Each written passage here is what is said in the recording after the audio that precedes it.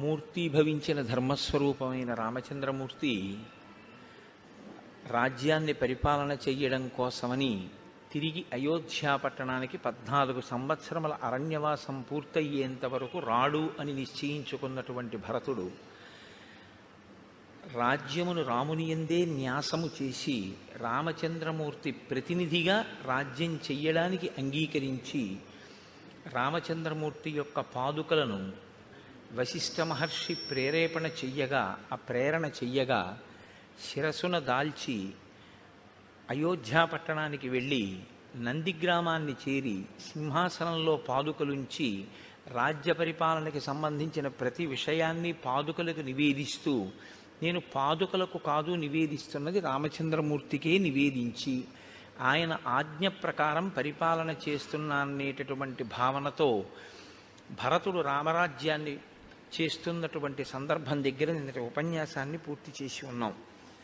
మీరు కొంచెం జాగ్రత్తగా శ్రీరామాయణాన్ని గమనిస్తే రామాయణాన్ని శాసించేటటువంటి వ్యక్తులు వెనక నుంచి శాసించిన వారందరూ కూడా ఋషులే. యథార్థానికి రామచంద్రమూర్తి జననాన్ని శాసనం చేసినటువంటి వారు వశిష్ఠ ఋష్యశృంగాదులు, జన్మించిన తరువాత సీతారాముల యొక్క కళ్యాణాన్ని శాసించిన వారు విశ్వామిత్ర మహర్షి. తదనంతరం రాముడు ఎక్కడ ఉండాలి అన్నది నిర్ణయం చేసినటువంటి వారు భరద్వాజ మహర్షి.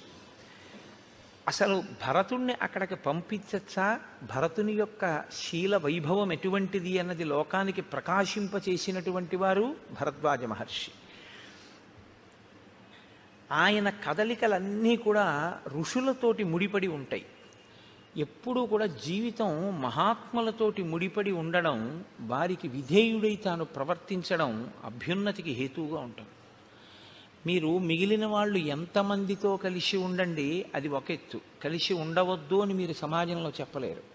ఎందుచేతనంటే ఒక మనిషి సమాజంలో ఉన్నాడు అంటే మంచి చెడు రెండిటికి మధ్యన కూడా ఆయన ప్రతిరోజు స్పందించవలసినటువంటి అవసరం ఉంటుంది. నేను కేవలం మంచి వాళ్ళతో ఉంటానన్నా కుదరదు, కేవలం చెడ్డవాళ్లతో ఉండడము కుదరదు. ఎవరితో నువ్వున్నా నీలోని మంచిని నువ్వు నిలబెట్టుకుని నువ్వు లోకానికి ఉపకారం చేసేటటువంటి గుణములతో ప్రకాశించి నీ వలన ఇంకొకరికి ఇబ్బంది రాని పరిస్థితి ఉండాలి అంటే నీ లోపల కొంతమంది ఉండాలి. బయట నువ్వు ఎవరితో తిరిగి ఇబ్బంది లేదు, నీ లోపల మాత్రం ఉండాలి. నీ లోపల ఉండవలసినటువంటి వారు ఋషులు లేదా ఋషితుల్యులు. ఋషితుల్యమైనటువంటి జీవితాన్ని సమాజంలో కొంతమంది పెద్దలు గడుపుతారు. పైకి వారు కూడా మనలా సంసారంలో ఉన్నట్లుగానే ఉంటారు. అగస్త్యుడు సంసారంతో ఉన్నట్టుంటాడు, భరద్వాజుడు సంసారంతో ఉన్నట్టుంటాడు, అత్రి మహర్షి సంసారంతో ఉన్నట్టుంటారు. కానీ వారే ఋషులు, వారే నిర్ణయం చేశారు రాముడి కదలికలు. మీరు కూడా అటువంటి ఋషిని మీ హృదయంలో ఉంచుకోవలసి ఉంటుంది. మీ యొక్క కదలికలు జీవితంలో ప్రస్థానమంతా కూడా ఆయన చేత నిర్ణయింపబడి ఉండాలి. యథార్థానికి గురువుగారి అనుగ్రహం పొందడం అన్న మాటకు అర్థం ఏమిటో తెలుసా అండి? ఇందుకు మీరు సిద్ధపడి ఉన్నారా అని గురువు చూస్తారు. మీరు ఆ స్థితిని పొందారు, గురువుగారి మాటని వేదవాక్కుగా మీరు భావన చేస్తున్నారు అన్ననాడు గురువు మీ జీవిత క్రమాన్ని నిర్ణయం చేస్తాడు. అందుకే మీరు కొంచెం జాగ్రత్తగా గమనించగలిగితే సన్యాసులందరూ గురువులు కారు, గురువులందరూ సన్యాసులు కారు. మీరు కొంచెం జాగ్రత్తగా చూడండి నేను అన్న మాటని. సన్యాసులందరూ గురువులు కావలసిన అవసరం లేదు.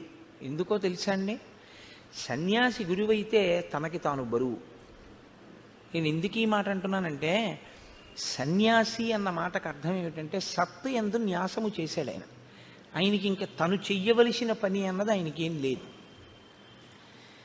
ఏమీ లేని వాడికి మళ్ళీ మీ గురించి యోగక్షేమాలు ఆయన విచారణ చేయడం మొదలెట్టాడు అనుకోండి, ఆయన మీ యోగక్షేమాలు విచారణ చేసి మీ అభ్యున్నతి గురించి ఆయన ప్రయత్నం చేయడం మొదలుపెట్టారు అనుకోండి, ఆయన మీకు ఆశీర్వచనాలు చేయడం, మీ ఇల్లు బాగుండాలని, మీ వ్యాపారాలు బాగుండాలని, మీ పిల్లల చదువులు బాగుండాలని, మీ పిల్లలకి పెళ్ళిళ్ళు అవ్వాలని ఆయన ఆశీర్వచనాలు చేస్తూ కూర్చున్నారనుకోండి, అప్పుడు ఆయన సన్యాసం ఏమైంది?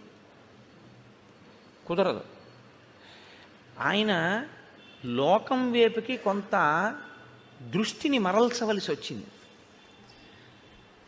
అలా దృష్టి మరల్స్తే ఎంతవరకు మన అభ్యున్నతి కొరకు దృష్టి మరల్చారో అంతవరకు ఈశ్వరుడి వైపుకి తదేక దృష్టితో ఉండగలిగిన స్థితిని కోల్పోయాడా లేదా? కోల్పోయారు. అందుకే సన్యాసులందరూ గురువులు కావాలి అని శాస్త్రం చెప్పదు. కానీ కొంతమంది సన్యాసులు మాత్రం గురువులుగా ఉండాలి. ఎందుకు ఉండాలో తెలుసా? శంకరాచార్యులు వారు చేసిన నిర్ణయంలో ఉన్న అద్భుతం అది. ఎవరుండాలంటే గురువులుగా పీఠాధిపతులు గురువులుగా ఉండాలి. శంకర భగవత్పాదులు కొన్ని పీఠాలు పెట్టారు. ఆ పీఠాధిపతులు సన్యసించి గురువుగా ఉంటారు. ఆ గురువుగా ఉన్నవారు ఏం చేస్తారంటే సనాతన ధర్మమును నిలబెట్టడానికి సమాజాన్ని అటువైపుకి తిప్పే ప్రయత్నం చేస్తారు. మీరు గోశాలలు కట్టండి అంటారు, అక్కడ గోశాలకి నువ్వు విరాళం ఇయ్యి అంటారు.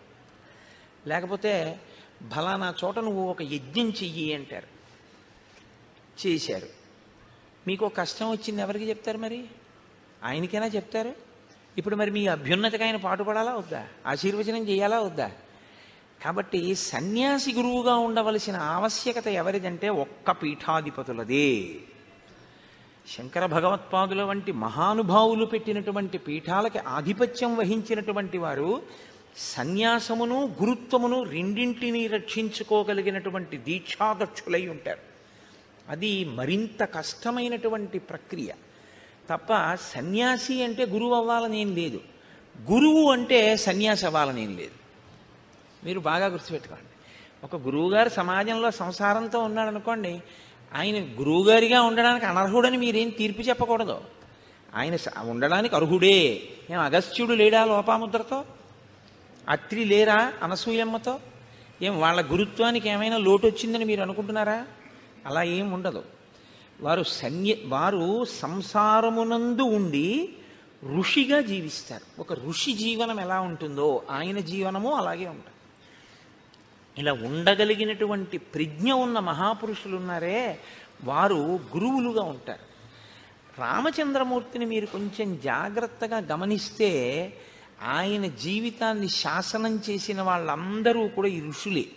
అసలు రామాయణంలో ఎక్కడెక్కడికి వెడితే ఏ ప్రయోజనం నెరవేరుతుందో, ఎవరు ఎందుకు ఎక్కడికి వెళ్ళాలో, రాముడికి ఏవి ఇవ్వాలో, సీతమ్మకి ఏవి ఇవ్వాలో, లక్ష్మణుడికి ఏవి ఇవ్వాలో, అవి ఎప్పుడు పనికొస్తాయో, ఏవి చెప్పాలో అన్ని ఋషులు నిర్ణయం చేసి కూర్చున్నారు. ఎప్పుడు అవసరమో అప్పుడు రాముని యందు ఆ అనుగ్రహాన్ని ప్రకాశింపచేశారు. అవసరమైంది యుద్ధకాండలో ఆదిత్య హృదయాన్ని వెళ్ళి ఉపదేశం చేశారు అగస్త్య మహర్షి. అవసరమైంది అగస్త్య మహర్షి ఆయనకి కావలసినటువంటి ఆయుధాలని ఇప్పించారు. అవసరమైంది భరద్వాజ మహర్షి చిత్రకూటంలో ఉండవలసిన అవసరాన్ని చెప్పారు. ఇలా మీరు కొంచెం జాగ్రత్తగా గమనిస్తే ఋషులతో రామునికి ఉండేటటువంటి అనుబంధం మీకు బాగా ద్యోతకమవుతుంది. నేను అందుకే మీతో తరచూ ప్రస్తావన చేస్తుంటాను. శ్రీరామాయణాన్ని జరిగిపోయిన కథ అని మీరు చూడకండి. రాముడు ఎవరితో అనుబంధం పెట్టుకుంటుంటాడు, ఎవరితో మాట్లాడుతుంటాడు. ఎవరు లేకపోతే రాముడు ఉండలేడు, ఎవరు లేకపోయినా రాముడు ఉండగలడు. మిమ్మల్ని చూడమని చెప్తా. మీరు చాలా జాగ్రత్తగా పరిశీలించాలి రామాయణాన్ని. దశరథుడు వెంటపడ్డాడు, నువ్వు లేకపోతే నేను ఉండలేనని. ఉన్నాడా అయోధ్యలో? నువ్వు లేకపోతే నేను ఉండలేనని కౌసల్య వెంటపడింది. ఉన్నాడా అయోధ్యలో? మరి ఎవరు లేకపోతే రాముడు నేను ఇక్కడ ఉండలేనని వెళ్ళిపోయే ఘట్టం ఏమైనా ఉంటుందా రామాయణంలో? ఎక్కడైనా వీళ్ళు లేరండి అందుకని నేను ఇక్కడ ఉండలేకపోతున్నానండి, నేను ఇక్కడి నుంచి వెళ్ళిపోతానండి అని రాముడు వెళ్ళిపోయినది ఏదైనా ఉందా? అలా వెళ్ళిపోతే రాముడు ఎప్పుడు, లక్ష్మణుడు రాముడిని ఎలా సేవిస్తాడో రాముడు కూడా ఎవరిని చూడకుండా ఉండలేడో వాళ్ళ దగ్గర ఉంటాడని గుర్తు. రాముడు ఎవరిని సేవిస్తున్నాడని మీరు రామాయణంలో పట్టుకుంటారో మీరు కూడా మీ జీవితంలో అలా సేవిస్తూ ఉండాలి. సేవించడం అంటే ఒక మాట గుర్తుపెట్టుకోండి, ఎప్పుడూ శారీరకంగా దగ్గర ఉండడం కాదు, గురువుని మీ మనస్సులో పెట్టుకోవడం, గురువాక్యాన్ని మీ మనస్సులో పెట్టుకుని ఉండడం. ఎప్పుడు ఏది చేసినా మనం త్రికరణ శుద్ధిగా గురువైభవానికి మనం దోహదం చేస్తున్నామా, ఆయన మాటని అనుష్ఠాన పర్యంతంలోకి తీసుకొస్తున్నామా, ఇది మీకు మీరు పరిశీలన చేసుకోవలసినటువంటి విషయం. దానికి ఎవ్వరూ న్యాయమూర్తులు ఉండరు, ఉండే అవకాశం ఉండదు కూడా. ఒకవేళ అలా పరిశీలించి చూసి పట్టుకున్నా, పట్టుకోవాలనుకుంటే అది పెద్ద విశేషం ఏం కాదు, పట్టుకుంటారు పెద్దలు. పట్టుకున్నా వారు దాని మీద తీర్పు కూర్చోరు. ఎందుకు కూర్చోరో తెలుసా అండి? వాళ్ళ పుణ్యం పోతుంది. ఆయనకెందుకు? నువ్వు అలా ఉన్నావా లేదా నీ వంతు. ఆయన బాధ్యత ఏమిటి? ఒక మాట చెప్పాడు వినలేదు, రెండో మాట చెప్తాడు. రెండో మాట చెప్పాడు వినలేదు, మూడో మాట చెప్తాడు. మూడో మాట చెప్పాడు వినలేదు, నాలుగో మాట చెప్తాడు. నాలుగో మాట చెప్పాడు వినలేదు, ఐదో మాట చెప్తాడు. ఇన్ని మాటలు చెప్తున్నాడని ఆయన దూరంగా పోయాడు అనుకోండి, ఆయన కర్మ. మీరు ఇది బాగా పట్టుకోవాలండి జీవితంలో.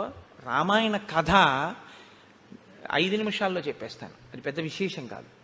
రామాయణాంతర్గతమై మన జీవిత అభ్యున్నతికి పనికొచ్చే విషయాన్ని పట్టుకోవడంలో మాత్రం ఏమరపాటు చెందకండి. మీరు ఈ భూమి మీద కాదు, ఎక్కడో సముద్ర మధ్యంలో ఉన్నా కూడా గురువుగారి మనసులో ఉన్నారనుకోండి, అది నిజమైన శిష్యుడని గుర్తు. ఆయన శిష్యుడు. ఎందుచేత అంటే గురువు గారిని మనసులో పెట్టుకుని ఉన్నాడు. ఆయనకి పక్కన ఉండక్కర్లేదు, గురువు గారు ఆయనలో ఉంటారంతే, ఎప్పుడూ ఉంటారు. ఆయన ఎప్పుడు అంతేవాసిత్వంతో ఉంటాడు. అది చాలా మహోన్నతమైన స్థితి. రాముడు ఆ స్థితిని పొందాడు. అలా పొందకుండా తిరగడం గురువుగారితో, జీవితం ఇంకొకలా ఉండకూడదు. అది దోషభూయిష్టం. దానివల్ల ఏమైనా ప్రయోజనం ఉంటుందని మీరు అనుకుంటారు, కానీ నేను మీకు ఒక సత్యం చెప్పవలసి వస్తే మీకు పాపమే సంక్రమిస్తూ ఉంటుంది. ఎందుకో తెలుసా అండి? రుణపడిపోతారు మీరు గురువుగారికి. ఆయన చెప్తున్నది ఒకటి, ఆయన ధార్మిక దృష్టి ఒకటి, మీ అనుష్ఠానంలో అది లేదు. అప్పుడు ఏమవుతుందంటే గురువాక్య ధిక్కార దోషం మీకు పడుతుంటుంది. మీరు జాగ్రత్తగా ఆలోచించండి, అవునా కాదా? కాబట్టి గురుభక్తి అన్న మాటకు అర్థం ఏంటంటే గురువు గారు మీకేం చెప్పారో దాన్ని మీరు అనుష్ఠిస్తున్నారా లేదా, దీనికి మీకు మీరు సాక్షిగా కూర్చోవలసి ఉంటుంది. శ్రీరామాయణం ఇది ఒక అద్భుతమైనటువంటి స్థితిలోకి తిప్పుతుంది. అయోధ్యకాండలో చిట్ట చివర తిప్పినటువంటి మలుపు అనన్య సామాన్యమైన మలుపు. ఇప్పటి వరకు తపోనిష్టాగరిష్ఠులైనటువంటి ఋషులను దర్శింపచేస్తారు మహర్షి. ఇవాళ శ్రీరామాయణ కావ్యంలోనే ఒక పెద్ద మెరుపు, అంత పెద్ద ఆకాశంలో ఒక తటిల్లత, అంటే ఒక మెరుపు మెరిస్తే ఆ మెరుపుతో కూడినటువంటి నల్లమబ్బు ఎంత అందంగా ఉంటుందో. నల్లమబ్బు అందంగా ఉంటుందా అని మీరు నన్ను అడిగారు అనుకోండి, నల్లమబ్బు అందంగా ఉంటుంది. దేనివల్ల అందంగా ఉంటుందో తెలుసా అండి? గుణము చేత అందంగా ఉంటుంది. నల్లమబ్బు నల్లమబ్బుగా అందం కాదు. నల్లమబ్బు యొక్క అందం ఏమిటంటే దాని చల్లతనం నీరు పట్టుకొచ్చి మీ మీద వర్షించేటటువంటి దాని లక్షణం, అది దాని అందం. ఇది ఆంతరమైన అందం మబ్బుది. ఆంతరమైన అందమున్న మబ్బు బాహ్యమునందు కూడా శోభిల్లుతుంది. ఎప్పుడు? ఒక సౌదామిని అంటే ఒక మెరుపు తీగ నల్లమబ్బులో ఇలా ఏర్పడింది అనుకోండి, తళుక్కన ఒక్కసారి కనపడింది అనుకోండి, ఇప్పుడు నల్లమబ్బు అందంగా ఉంటుంది. నల్లమబ్బులో ఈ కంటికి కనపడని అందాన్ని అందంగా కనపడేటట్టు చేసింది ఎవరో తెలుసా అండి? మెరుపు తీగ. అందుకే మంత్రపుష్పం చెప్తే ఓ మాట చెప్తారు చివర, నీలతోయద మధ్యస్థ విద్యుల్లేకే భువాస్వర అని. అదే కారణం. ఆ నల్ల మబ్బు మీద మెరిసినటువంటి మెరుపు తీగతో కూడిన మబ్బు ఎలా ఉంటుందో, భగవంతుని యొక్క గుణములను అనుభవించి అమ్మవారి అనుగ్రహంతో దాని యొక్క వైభవాన్ని నువ్వు గుర్తు పెట్టుకొని లోపల సాకారముగా నిలబెట్టుకోగలిగినటువంటి స్థితిని పొందకపోతే నీవు తరించడానికి మార్గం ఏమైనా ఉందని అనుకుంటున్నావా? నువ్వు ఇప్పటిదాకా వేసిన పూలు, నువ్వు ఇప్పటిదాకా చేసిన పూజ ఇవి కాదు నిజానికి నువ్వు తరించడానికి మార్గం. నాణ్యపంధాయనాయ విద్యతే, తెలుసుకో బాగా. నాణ్యపంధ, ఇంకొక మార్గం లేదు, ఇదొక్కటే మార్గం. ఏదొక్కటే మార్గం? ఇక్కడే ఈశ్వరుడు ఉన్నాడు అని నువ్వు తెలుసుకోవడం ఒక్కటే నీకు మార్గం. ఇక్కడ ఉన్న ఈశ్వరుడి వైపుకి అడుగులు వెయ్యాలి అంటే బయటి అడుగులు ఆగిపోవాలి, లోపలికి అడుగులు ప్రారంభం కావాలి. బయట అడుగులు ఆపి అడుగులు లోపలికి వెళ్ళేటట్టు చేయగలిగిన ప్రజ్ఞ లోకంలో ఉన్నవాడు ఒక్కడే గురువు. అందుకే లలితా సహస్రంలో ఒక నామం ఉంది, అంతర్ముఖ సమారాధ్య బహిర్ముఖ సుదుర్లభ. బయట తిరిగితే దొరుకుతుందా? దొరకదు. అంతర్ముఖం అయితే దొరుకుతుంది. బహిర్ముఖం నీ అంత నువ్వు అయిపోగలవు, దానికి ప్రజ్ఞే ఉండదు. ఎవడైనా అయిపోతాడు బహిర్ముఖుడు, అది దానికి పెద్ద విశేషం ఏముందండి. అంతర్ముఖుడివికా ఇంద్రియాలు పనిచేస్తున్న చెయ్యని స్థితిలోకి తీసుకెళ్ళి చూస్తాను. నువ్వు ఇలా కళ్ళు మూసు కూర్చుంటే కాలింగ్ బెల్ కొడితే నీకు వినపడకూడదు, ఉండగలవా? అప్పుడు నీ చెవిలోని వినికిడి శక్తి ఏమవ్వాలి? నిద్రలో ఎలా వెళ్ళిపోతుందో అలా వెళ్ళిపోవాలి. ఎక్కడికి వెళ్ళిపోవాలి? మనసు తీసేసుకోవాలి. అప్పుడు తీసుకున్న మనసు ఏం చేయాలి? ఈశ్వర పాదముల దగ్గరికి వెళ్ళిపోవాలి. వెళ్ళిపోతే చూడగలిగిన శక్తిని వెనక్కి తీసుకున్న మనసు దేన్ని చూడాలి? ఈ శక్తితో ఇంకోటి చూడాలి. ఏది చూడాలి? నీలతో యద మధ్యస్థ విద్యుల్లేకే భువాస్వర.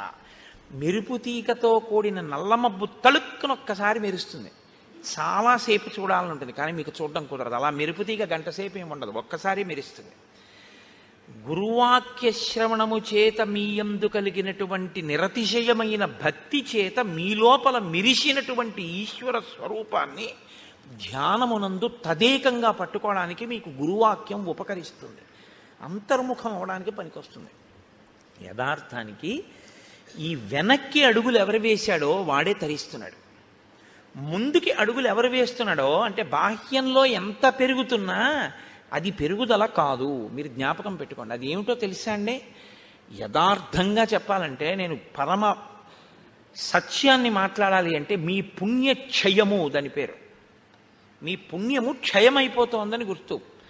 పుణ్యం చేస్తున్నారు, క్షయమైపోతోంది. బాహ్యంలో పెరుగుదల కనపడుతూ ఉంటుంది. అది ఉపకరిస్తుందా అని మీరు నన్ను అడిగారనుకోండి, ఈ శరీరంతో ఉన్నంతకాలం పనికొస్తుంది. వచ్చే జన్మలో కూడా ఓ శరీరం పుచ్చుకుంటే సుఖాన్ని ఇస్తుంది. కానీ అసలు ఈ సుఖము దుఃఖము కాదు, నేను ఈశ్వరుణ్ణే చేరాలన్నారనుకోండి, ఈ బయట అడుగులు కాదు, లోపలికి అడుగులు కావాలి. లోపలికి అడుగులు కావాలి అంటే ప్రయత్నపూర్వకంగా మీరు బయటి అడుగులు ఆపేయవలసి ఉంటుంది. అనవసరంగా ఎవ్వరితోటి సంఘాన్ని ఆప్ చేయాలి. ఆప్ చేసి అంతర్ముఖత్వాన్ని నేర్చుకోవాలి. బాగా ధ్యానం చేసి లోపలికి వెళ్ళి పట్టుకోవాలి. రామచంద్రమూర్తి యొక్క అనుగ్రహం అంతా అంతే. అది రామాయణ కాలంలో బాగా ప్రకాశిస్తుంది. శ్రీరామాయణ శ్రవణం చేసేటప్పుడు, శ్రీరామాయణ పఠనం చేసేటప్పుడు రామానుగ్రహంతో మీకు ఆ శక్తి పరిఢవిల్లుతుంది, తొందరగా ధ్యాననిష్ట కుదురుతుంది. అందుకని మీరు ఆ కోణంలో రామాయణాన్ని పరిశీలనం చెయ్యండి. ఆ మెరుపు తీగ ఎలా ఉంటుందో ఇవాళ శ్రీరామాయణంలో అటువంటి మెరుపు తీగ ఒకరు వస్తారు. ఆ మెరుపు తీగ ఎవరో, పురుషులు తపస్సు చేయడం, ఋషులు కావడం, భరద్వాజుని వంటి వారు దేవతల్ని కూడా పిలిచి పని చేయించుకోవడం మనం చూసాం. ఒక స్త్రీ ఎంత స్థితికి ఎదిగిందో, త్రిమూర్తుల్ని తన బిడ్డలుగా ఎలా చేయగలిగిందో ఇవాళ మీరు చూస్తారు.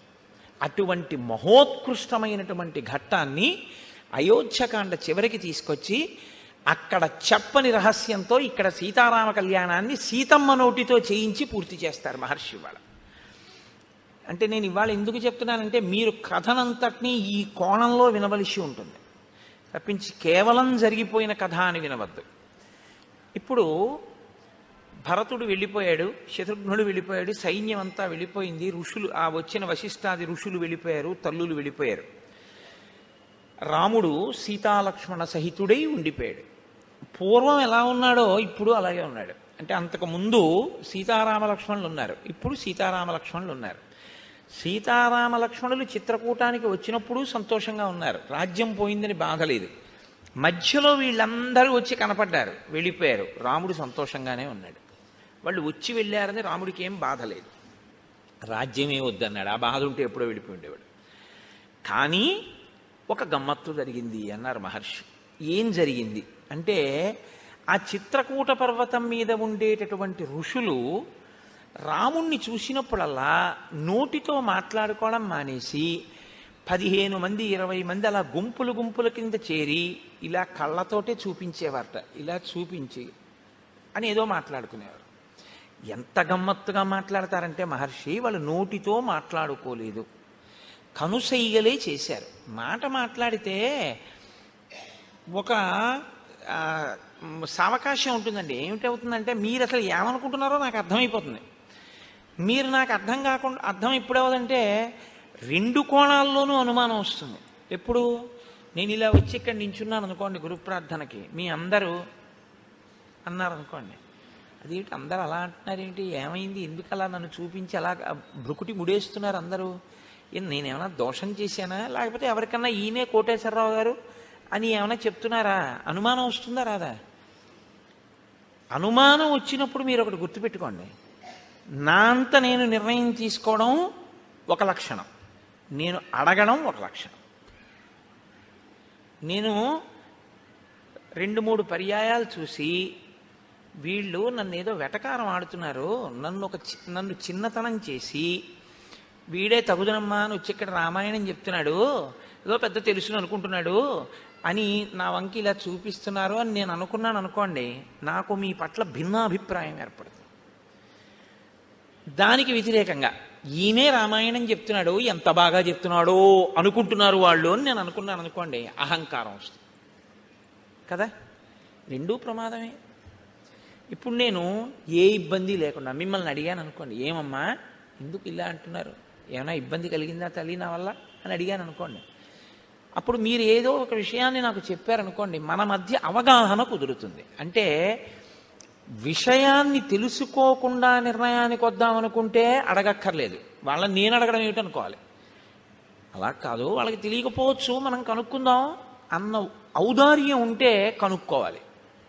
ఇప్పుడు ఇందులో నేను అందుకే మీతో మనవి చేసింది, రామాయణం పైకి కనపడినట్టు ఉండదు, రాముని యొక్క శీలాన్ని చూపిస్తుంటుంది. నువ్వు కూడా ఇలా ఉండాలి జీవితంలో, ఎందుకంటే ఏదో ఒకనాడు మిమ్మల్ని చూపించి అనేది కనపడుతుంది. మీరు కంగారు పడిపోకూడదు, మీకు అయోధ్యకాండ జ్ఞాపకానికి రావాలి.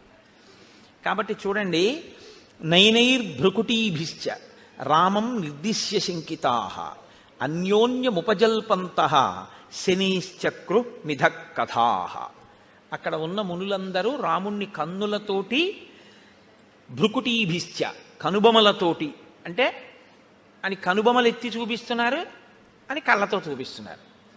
రాముడు చూశాడు, ఒకసారి కాదు 2 సార్లు కాదు, తను వెడుతున్నప్పుడు తను వస్తున్నప్పుడు గుంపులు గుంపులుగా ఇలాగే మాట్లాడుకుంటున్నారు, నోటితో కాదు కనుసైగలతో. వీళ్ళని ఒక్కొక్కళ్ళని అడగడం కన్నా వీళ్ళందరికీ కులపతి ఒకరు ఉంటారు. కులపతి అన్నమాట రామాయణంలోదే. కులపతి అంటే 1000 మంది శిష్యులు ఉన్నవాడు, 100 శిష్యులు ఉన్నవాడు ఎక్కడికైనా వచ్చాడు అంటే చాలా గొప్ప విషయం అది. అటువంటి ఆయన్ని చాలా బహుధా జాగ్రత్తగా చూడాలి. అంటే జీవితంలో 100 మంది తనని అనువర్తించేట్టుగా, వాళ్ళ మనసు మారేటట్టుగా మాట్లాడగలిగినటువంటి వాగ్వైభవము తపస్సు చేత సాధించుకున్నవాడు. వాక్కుకి శక్తి మామూలుగా వస్తుందని మీరు అనుకోకండి, కేవల తపస్సు చేతనే వాక్కు అగ్నిహోత్రం అవుతుంది. అటువంటి వారి మాటలే ఎదుటివారి హృదయం మీద పనిచేస్తాయి. కాబట్టి 100 శిష్యులు అనుగమిస్తే ఆయన ప్రత్యేకంగా ఆరాధింపబడతాడు, చాలా గొప్పవాడు అని నిర్ణయం. కులపతి అంటే 1000 మంది శిష్యులు ఉన్నారని గుర్తు. ఆ కులపతి దగ్గరికి వెళ్ళి నమస్కరించి రాముడు అడిగాడు, ఎందుకు ఈ మునులందరూ నన్ను చూసి కనుబొమలెత్తి మాట్లాడుతున్నారు, ఏమైనా కారణం ఉందా? తన వైపు నుంచి ముందు చెప్పాడు, ఇది రాముడి పెద్ద మనసు అంటే. నా భార్య నన్ను అనుగమించి వచ్చింది, ఏమీ తెలియదు, అమాయకురాలు. ఒకవేళ ఆమె వలన మీకు ఎవరికైనా ఏమైనా ఇబ్బంది కలిగిందా? నా తమ్ముడు ఇంకా చిన్నవాడు, నాతో పాటు వచ్చాడు, నా తమ్ముడు ఏమైనా తెలియక అపరాధం చేశాడా? ఒకవేళ అలా జరిగుంటే క్షమించండి, ఏమి జరిగిందో నన్ను చూసి మీరు ఎందుకు అలా అనుకుంటున్నారో నాకు ఒక్కసారి చెప్తారా అని అడిగాడు. ఇది ఎంత వినయం చూడండి. రాముణ్ణి అనుసరించిన వారి యొక్క నడవడి అలా ఉంటుంది. అంటే ఇంకా వినయానికి హద్దుండదు, ఆ వినయం అంత గొప్పగా ఉంటుంది పెద్దల దగ్గర ప్రవర్తించేటప్పుడు. ఆయన అన్నారు, ఏమీ లేదు నాయన, ధర్మాత్మురాలు సీతమ్మ వల్ల మాకు అపచారమా, అసలు ఆ మాట ఊహకే అందదు అన్నారు. లక్ష్మణస్వామి అటువంటి వాడు కాడు. మరి మేమెందుకు ఇలా అనుకుంటున్నామంటావా? నీకు చెప్తాను చూడు. రావణావరజక్కశ్చిత్ ఖరో నామీహ రాక్షస ఉత్పాట్య తాపసాన్ సర్వాన్ జనస్థాన నికేతనాన్. రావణాసురుని యొక్క సోదరుని వరస కలిగినటువంటి ఖరుడనేటటువంటి రాక్షసుడు ఉన్నాడు. ఆయన ఇక్కడికి దగ్గరలోనే ఉన్నాడు. ఆయన తాపసులను వేధించడమే లక్షణంగా కలిగినటువంటి వాడు. దృష్టశ్చ జితకాశీచ నృశంస పురుషాదక అవలిప్తశ్చ పాపశ్చ త్వాంచ తాత నమృష్యతే. ఆయన దృష్టశ్చ, పొగరుబోతువాడు, చాలా విశేషమైన పొగరు. కాబట్టి యువతల వాళ్ళని లక్ష్య పెడదామని ఉండదు. పొగరు అనేటటువంటిది ఎలా ఉంటుందంటే దానికి ఒక ప్రయోజనం ఉండదు. మీరు గుర్తుపెట్టుకోండి, పొగరు అనేటటువంటిది ఏమిటో తెలుసా అండి? ప్రతి చిన్న విషయంలో తను గొప్పవాణ్ణి అనుకుని సంతోషపడిపోతుంటాడు. దానికి పొగరని పేరు. పొగరంటే నేను ఇంకా బాగా మీకు అర్థమయ్యేట్టు చెప్పాలంటే, కారు ఇలా తిరగాలి సందులోకి, అతను సైకిల్ అడ్డంగా పెట్టుకుని నించున్నాడు, కారు తిరుగుతోంది. ఏం చేయాలి? అతను సైకిల్ పక్కకి తీసేయాలి. నేను తీయడం ఏంటి? నేను ఎందుకు తీయాలి? ఎందుకు తీయాలి ఏంటి? తీయాలి, కారు తిరుగుతోంది కాబట్టి నువ్వు తీయాలి. లేకపోతే రెండు గుద్దుకుంటాయి కాబట్టి. కారు పెద్దది, సైకిల్ చిన్నది. కారు తిరగాలంటే సైకిల్ తీయాలి. ఇలా నువ్వు అనుకుంటే తీసేయచ్చు. నే తీయడం ఏమిటి అంటే దానికి ఏమన్నా అర్థం ఉందా? ఆ కారు ఎవరో, ఆ కారులో ఉన్నవాడు ఎవరో నీకేం తెలియదు, నువ్వెవరో ఆయనకి తెలియదు. వెళ్ళవలసింది కారు, తీయవలసింది సైకిల్. కారుని తీసేయడం కుదరదు, ఎందుకంటే అది పెద్దది, తిరుగుతోంది, తిరగాలి, దాని ధర్మం. నువ్వు నించున్నావు, పక్కకి పెడితే చాలు. వెళ్ళడు. ఒకవేళ మీరు ఏమయ్యా అలా నించోపోతే కొంచెం పక్కకి తీయచ్చు కదా అన్నారు అనుకోని, నువ్వు వెళ్ళొచ్చుగా అలా అంటాడు. దానికి పొగరని పేరు. అంటే మీరు ఇక మాట్లాడకూడదు, పోన్లేండి క్షమించండి అనాలంతే. దాన్ని మీరు వాదించకూడదు అలాంటి వాళ్ళతో. ఎందుకో తెలుసా అండి? ఎప్పుడూ మానసికంగా తను గొప్పవాణ్ణి అనుకోవాలనేటటువంటి ప్రయత్నంతో ఉంటాడు. అది తనంత తాను మార్చుకోవాలి. రామాయణం నేర్పుతుంది మనకు. వాడు రాక్షసుడు, వాడికి బాధ పెట్టడమే. కాబట్టి ఇప్పుడు మీరు కారులోంచి దిగి కానీ అద్దం దింపి కానీ మీరు ఏమయ్యా పక్కకు పెట్టచ్చుగా సైకిలు అని మీరు అన్నారనుకోండి, వాడు ఏమంటాడంటే, ఏ అలా వెళ్ళలేవా, నువ్వంటున్నావేంటి అంటాడు. మాట పెరిగి దాని గురించి నేను ఎందుకు చెప్పడం. కాబట్టి అది పొగరు, అది ఉండకూడదు జీవితంలో. అది చాలా దోషభూయిష్టం అండి. అది దానికి అసలు అర్థం ఏమి ఉండదు. ఇంకా పరిచయం లేకుండా కూడా ఎంత పొగరుగా ఉంటారో నేను చెప్పలేను. చాలామందిని చూస్తుంటాం. అది దిద్దబడాలి. నేను అందుకే చెప్తుంటాను, రామాయణం పెద్దలతో పాటు పిల్లలు కూడా వినాలి. అవగుణములు పోతాయి, వాళ్ళు సంతోషంగా ఉంటారు, సమాజం సంతోషంగా ఉంటుంది. అంటే ముని ఎలా చెప్తున్నారో చూడండి. మునికి దోషం పట్టుకునే లక్షణం ఉండదు, కానీ అవతల వాడి గురించి ఒక నిష్పాక్షికమైన మాట. దృష్టశ్చ జితకాశీచ. వాడికి పని ఏమిటంటే పొగర ఎక్కడుందో అక్కడ నిష్కారణ యుద్ధాన్నది ఆహ్వానిస్తుంది. దానికి ఏం కారణం లేకుండా వాడు గొడవకు వస్తాడు. గొడవకొచ్చేది వాడు ఎందుకంటే ఎప్పుడు వాడు గెలవాలని. కాబట్టి మీరు ఏ మాట అంటే చిన్నబుచ్చుకుని మనకెందుకు వీడితో వెళ్ళిపోతారో అలా వాడు మెట్లు ఎక్కేస్తాడు. మీరు అలా ఎక్కలేరు కాబట్టి చిన్నబుచ్చుకుని వెళ్ళిపోతారు. అదే వాడి గెలుపు. ఎన్ని మాటలు గెలిచాడో అన్ని మాటలు ఉండకూడని రీతిలో ప్రవర్తిస్తూ ఉంటాడు. జితకాశీచ నృశంస. క్రూరుడు. క్రూరుడంటే అవతల వారి బాధ తనకి సంతోష హేతువుగా బతికేటటువంటి వాడు. పురుషాదక. మనుష్యుల్ని తింటూ ఉంటాడు. వాడికి అదొక లక్షణం. అవలిప్తశ్చ. విపరీతమైనటువంటి గర్వం. ఇవన్నీ మనసులో పెట్టుకుని నా అంతవాణ్ణి నేను అనుకుంటూ ఉంటాడు ఎప్పుడు. పాపశ్చ. పాపశ్చ అంటే వాడు ఈశ్వరుడి వైపుకి అడుగులు వెయ్యకుండా వీడు చేసిన ఈ పనులే వాడికి ప్రతిబంధకంగా వస్తాయి. ఇది ఎక్కువైతే ఏమవుతుందో తెలుసా అండి? రామాయణంలో మీరు అది పట్టుకోవాలి. పాపం పెరుగుతూ ఉంటే మీరు భగవంతుడి వైపుకి వెళ్ళి మనసు మార్చుకున్నారా, పాపం తరిగి ఈశ్వరుడి వైపుకి ఎడతారు. మీరు ఈశ్వరుడి వైపు అడుగులు వేయకుండా పాపాన్ని పెంచుకున్నారా, ఈశ్వరుడి చేతిలో నిహతులవుతారు.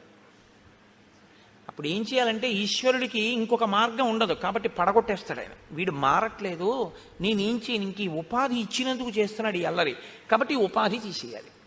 ఇప్పుడు మీరు పిల్లాడిని ఆడుకోరా అని చెప్పి ఏదో చిన్న ధనస్సు, ప్లాస్టిక్ ధనస్సు ఇచ్చారండి. వాడు అది పెట్టి అందరినీ కొడుతున్నాడు. ఇంటికి ఎవరో పెద్ద మనుషులు వచ్చారు. మీరు సంతోషంగా అయ్యా మంచినీళ్ళు తాగుతారా అని లోపలికి వెళ్ళారు. వచ్చిన ఆయన వేదం చదువుకున్న ఘనాపాఠి. ఇంటికి వచ్చారు, మీరు లోపలికి వెళ్ళారు.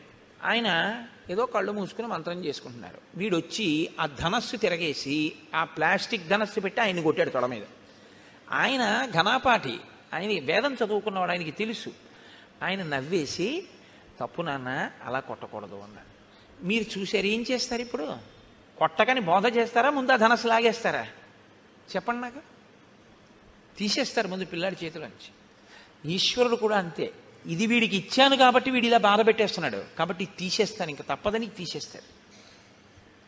అదే పాపమును తీయడానికి ఈశ్వరుడు రావడం అన్న మాటకు అర్థం అది. నువ్వు పెంచుకుంటూ పోతే నిన్ను తీసేయడం వినా మార్గం లేని స్థితి వస్తుంది. నువ్వు ఏదైనా అడ్డు పెట్టుకొని విపరీతంగా అహంకరిస్తే దాన్ని తీసేయడం వినా ఈశ్వరుడికి ఇంకో మార్గం లేకుండా పోతుంది. ఇది ఎప్పుడూ చాలా జాగ్రత్తగా జ్ఞాపకం పెట్టుకోవాలి. ఇంకో పెద్ద ధనస్సు, ఇంకో 4 బాణాలు కూడా ఎప్పుడు ఇస్తాడు తండ్రి గారు? తాతగారండి ఇంటికి ఎవరో పెద్దలు వచ్చారు, బాణం అక్కడ పెట్టేసి ఆయన కాళ్ళకి దండం పెట్టాను తాతగారండి అన్నాడు అనుకోండి, మనవడు ఏది అడిగినా కొనిస్తాడు తాతగారు. ఇంకో తుపాకీ కూడా బొమ్మ కూడా కొనిచ్చిస్తాడు. ఎందుకని? ఇంటికి గణపాటి గారు వస్తే కొట్టడు, వాడు దండం పెడతాడు. వాడికి తెలుసు, యుక్తాయుక్త విచక్షణ తెలుసు. కాబట్టి ఎవరికి ఇస్తాడు ఈశ్వరుడు? ఎవడు ఈశ్వరుడు చెప్పినట్టు వాడతాడో విభూతిని వాడికి ఇస్తాడు. ఎవడు ఈశ్వరుడు ఇచ్చిన దాన్ని ఈశ్వరుడు చెప్పని దానికి వాడుతున్నాడో వాడికి ఆ విభూతి తీసేస్తాడు. దీన్ని మీరు గుర్తు పెట్టుకోవడమే పాపము అని పేరు. అది అవతల పెరుగుతుంది, పెరగడం అని పడిపోవడానికి. రాముడితో చెప్తున్నాడు ఈ విషయాలు. కాబట్టి కరుడు ఎవరి చేతిలో పడిపోతాడు? రాముడి చేతిలోనే పడిపోతాడు. తర్వాత అరణ్యకాండ వచ్చేస్తోంది రేపటి నుంచి. పడిపోతాడంతే. 14,000 మంది వచ్చినా ఒక్కడే పడగొట్టేస్తాడు. ఈశ్వరుడు ఒక్కడ చాలు పడగొట్టేయడానికి. ఎంతమందినైనా పడగొట్టేస్తాడు ఆయన. ఎందుకంటే ఆయన అఖిలాండ కోటి బ్రహ్మాండ నాయకుడు. ఆయనది చెయ్యగలడన్న భయంతో నువ్వు బతకడం భక్తి అని పేరు. అది లేని విచ్చలవిడితనం ప్రమాదమునకు హేతువై ఉంటుంది. కాబట్టి అవలిప్తశ్చ పాపశ్చ త్వాంచ తాత నమృష్యతే. నాయనా, ఈ కారణం చేత మేము ఇక్కడ ఉండకుండా బయలుదేరాలి అనుకుంటున్నాం. తర్వాత అతను నీ ఉనికిని సహించలేకపోతున్నాడు. ఎందుకో తెలుసా? నీవు క్షత్రియుడవు, నువ్వు కావాలి అని ఇంతమంది వచ్చి రాజ్యపాలన చేయమని అడుగుతున్నారు. నీకు శస్త్రాస్త్రములు తెలుసు. నువ్వు చేతిలో ఒక గొప్ప కోదండాన్ని, అక్షయబాణ తూణీరాల్ని, కవచాన్ని కట్టుకు తిరుగుతున్నావు. నీవు అతనితో యుద్ధం చేస్తావేమో, మాతో కలిసి ఉంటున్నావు కాబట్టి మమ్మల్ని రక్షించి అతన్ని పడగొడతావేమో అని వాడు భయపడుతున్నాడు. ఆ భయపడడం వల్ల ఏం చేస్తున్నాడో తెలుసా? తం యదా ప్రభృతి హ్యస్మిన్ ఆశ్రమే తాతవర్తసే తదా ప్రభృతి రక్షాంసి విప్ర కుర్వంతి తాపసాన్.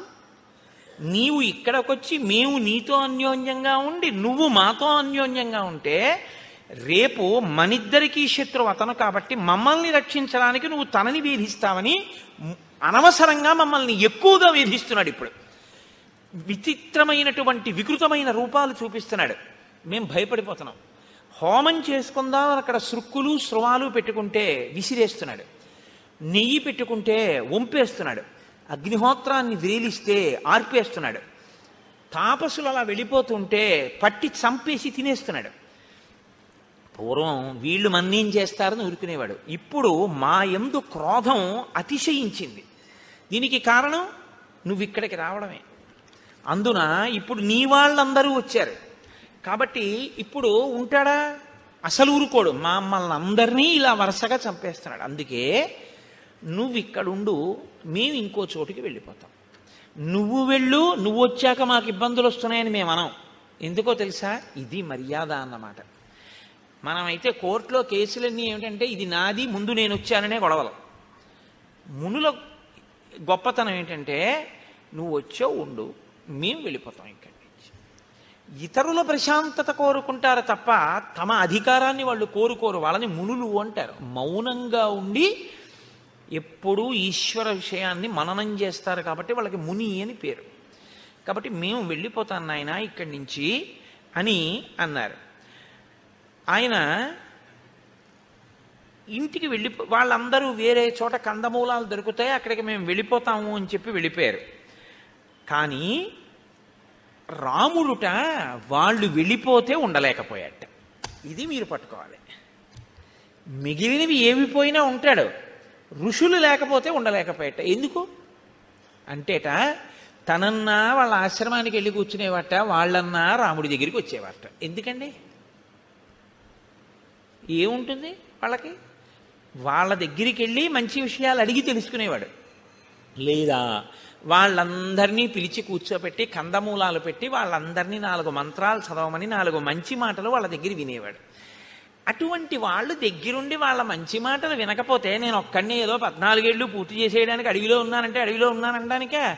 అటువంటి మహాత్ముల సంగము చేత నా బుద్ధిని నేను బాగా పదును పెట్టుకోవాలి. అందుకని వాళ్ళు లేకుండా నేనుంటే ప్రయోజనమే ఉంటుంది. ఎవరుండకూడదో వాడు ఉన్నాడు, వాడికి నాకు యుద్ధం తప్ప ఇక్కడ ఉండడం వల్ల ప్రయోజనం ఏమిటి? కాబట్టి నేను కూడా వేరొక చోటుకి వెళ్ళిపోతాను. ఈ నిర్ణయం తీసుకున్నట్ట. కాబట్టి బాగా జ్ఞాపకం పెట్టుకోండి, జీవితంలో మీకు అనుబంధం అన్నది ఎప్పుడూ ఎవరితో ఉండాలి? మానసికంగా ఇలా సిద్ధపడి ఉండాలి. ఎప్పుడు ఋషులతోడి సంగముతో ఉండాలి మనిషి. ఋషులతోటి సంగం అంటే ఎవడు వేదాన్ని నమ్మాడో, శాస్త్రాన్ని నమ్మాడో, ఎవడు నిజంగా ఈశ్వరుణ్ణి చేరుకునేటటువంటి ప్రయత్నంలో జీవనాన్ని చేస్తున్నాడో అటువంటి వాడితోటి సంగము మీ జీవితాన్ని కూడా ఉద్ధరిస్తుంది తప్ప ఆయన్ని వదిలేసి మిగిలినవన్నీ మీరు పక్కనెట్టుకున్నా ఉపయోగం ఉండదు. మిగిలినవన్నీ వదిలేసి ఆయన్ని పట్టుకుంటే మీరు వద్దన్నవి కూడా మీకు మళ్ళీ వచ్చేస్తాయి. ఎందుకంటే మార్గం అది గొప్పది కాబట్టి అది తీసుకొస్తుంది. ఇవన్నీ పట్టుకుంటే అది దూరం చేసుకుంటే ఉంటాయని నమ్మకం ఏం లేదు. నువ్వు పట్టుకున్నా ఉంటాయని నమ్మకం లేదు. దశరథుడు పట్టాభిషేకం చేస్తానంటే అయింది ఏంటి? అవదు. కాబట్టి రామాయణం చిట్ట చివరిలో తీర్పు చెప్తోంది రాముడి కదలికలో. మీతో అన్నాను కదా, ఆయనం అంటే కదలిక, రామాయణం అంటే రాముడి కదలిక. రాముడి కదలికలు ఎలా ఉంటాయో మీరు పరిశీలన చేయడం రామాయణం చదువుకోవడం తప్ప. రామాయణం చదువుకోవడం అంటే ఇటుపక్క శ్లోకాలు ఇటుపక్క తాత్పర్యాలు చదివేసుకోవడం కాదు. ధ్యాననిష్టతో రామాయణాన్ని పరిశీలనం చేయడం, బాగా గమనించడం, ఏ శ్లోకంలో ఏ మాట ఎలా ఉంది, ఆ మాట మన జీవితంలో మనం ఎలా అన్వయం చేసుకుని దిద్దుకోవలసి ఉంటుంది అన్నది మీరు పట్టుకుంటే రామాయణం మిమ్మల్ని చెక్కుతుంది. పట్టుకోకుండా రామాయణాన్ని రామాయణంగా ఓసారి ఇటు శ్లోకాలు ఇటు ఇది చదవడం అనేటటువంటిది ఎలా ఉంటుందో తెలుసా అండి? ఏదో నోటికి అలవాటు పడిపోయి ఏదో తిప్పేస్తుంటే ఎలా ఉంటుందో అలా ఉంటుంది. దానికి ఏమీ అర్థం ఏమి ఉండదు, ప్రయోజనం ఉండదా అంటే ఉంటుంది. కానీ అది నీ మనస్సు మీద ప్రభావం ఏమైనా చూపిస్తుందా అంటే నేను ఆ హామీ ఇవ్వడం చాలా కష్టం, అలా చెప్పడం కుదరదు. అలా చదవగా ఏమైనా మరి అలా చూసే అదృష్టం ఏమైనా రామచంద్రమూర్తి కల్పిస్తారేమో అని నేను అనవలసి ఉంటుంది అంతే. కాబట్టి ఇప్పుడు రాముడు సీతాలక్ష్మణ సహితుడై ఇక్కడ ఋషులు లేరు కాబట్టి ఇక్కడ మనం ఎందుకు అనవసరం ఉండడం, కాబట్టి మనం వేరొక చోటుకి వెళ్ళిపోతాం. ఆ ఋషులు అన్నారు నువ్వు కూడా మాతో వస్తే వచ్చేసి అన్నారు. కానీ ఇప్పుడు ఆ ఋషులతో రాముడు ఇడితే అదే ఇబ్బంది వస్తుంది మళ్ళీ. రాముడు అన్నాడు మీకు ఎందుకు, నేను మిమ్మల్ని రక్షిస్తానన్నాడు. వాళ్ళు అన్నారు ఎందుకులే ఇబ్బంది అన్నాడు. రక్షించడం అంటే ఏమిటండి? వాళ్ళతో యుద్ధం. వాళ్ళతో యుద్ధం చేసిన తరువాత జయాపజయములు విధి నిర్ణీతములు. అంత గొప్ప రామరాయలు తుంగభద్రా నదీ తీరంలో వెళ్ళినటువంటి ఎడ్లబళ్ళగా ఓడిపోయాడు. ఏం చెప్తాం? ఎంత సైన్యం రామరాయలు వారిది విజయనగరంలో. అంత సైన్యం ఉన్న రామరాయలు ఇటు పక్కనుంటే నదికి రాత్రికి రాత్రి అటు పక్క చాలా తక్కువ సైన్యం ఉన్నటువంటి సుల్తాన్లు రామరాయల్ని ఓడించడానికి ఎడ్లబళ్ళు, ఖాళీ బళ్ళు, కొన్ని వేల బళ్ళు తీసుకొచ్చి ఒక్కొక్క బండికి 10 కాగడాలు కట్టి పైకి తోలేరు ఎగువకి. ఇట్నుంచి చూస్తే కాగడాలు పట్టుకుని సైన్యం వెళ్ళిపోతోంది అనుకున్నాడు రామరాయలు గారు. తన సైన్యాన్ని అంతటినీ ఆ కాగడాలు చూస్తూ అటువైపుకి వెళ్ళిపోండి, వాళ్ళు ఎక్కడ దాటుతారో అక్కడ యుద్ధం చేయండి అని పంపించేశాడు. అవతల సైన్యం అలాగే ఉంది. రామరాయుల సైన్యం వెళ్ళిపోయింది. తెల్లవారుతుండగా వాళ్ళు ఇక్కడే దాటి వచ్చి ఫిరంగుల్లో నీళ్లు పోసి రామరాయల భద్రగజం మీద పడి భద్రగజానికి నల్లమందు కలిపి పెట్టేశారు. అది రామరాయలనే కిందకి లాగేసింది. విజయనగర పతనం అయిపోయింది అంతే. 6 నెలలు దోచుకున్నారు విజయనగరాన్ని. 6 నెలలు పట్టింది దోచుకోవడానికి. అంటే అంత ఐశ్వర్యవంతమైన రాజ్యం. ఇప్పటికీ హంపి విజయనగరానికి వెళ్ళి బద్దలైపోయినటువంటి విగ్రహాల వంక చూస్తే ఒక్కొక్క విగ్రహం చెక్కడానికి గణపతి దేవాలయం ఉంటుంది, నరసింహమూర్తి దేవాలయం, కనుల నీరు చెమరుస్తుంది. ఎంత గొప్ప నిర్మాణం రాయి ఇవన్నీ అని. అంతంత అద్భుతమైనటువంటి నిర్మాణాలు. ఎవరికి తెలుసు యుద్ధంలో జయాపజయములు ఎటుంటాయో? జయాపజయములు విధి నిర్ణీతములు. కాబట్టి మనం ఇప్పుడు సరే అయితే నువ్వు యుద్ధం చేయవాళ్ళు చచ్చిపోతారు, మనం కలిసి ఉందామని మనకెందుకు? మనం సర్వభూత హితేరత, అన్ని భూతముల యొక్క ప్రేమ కోరుకున్నాను. నువ్వు మాతో వస్తావా? మా ప్రారంధం ఎలా ఉంటే అలా జరుగుతుంది. నువ్వు రావా? మేము బయలుదేరిపోతాం. నువ్వు ఇక్కడ ఉండడమా ఉండకపోవడమా నీ ఇష్టం. రాముడో ఉండలేడు, వాళ్ళో చెప్పినా వినలేదు. కానీ తనకిప్పుడు మార్గం ఏమిటి? ఋషులున్న ఇంకొక ప్రదేశానికి వెళ్ళిపోవడానికి. కాబట్టి ఇప్పుడు ఆయన కూడా విడిచిపెట్టేశాడు పర్ణశాలని. ఆయన విడిచిపెట్టేశాడంటే మీరు ఒకటి గుర్తుపెట్టుకోండి, సీతమ్మ ఏమనాలండి?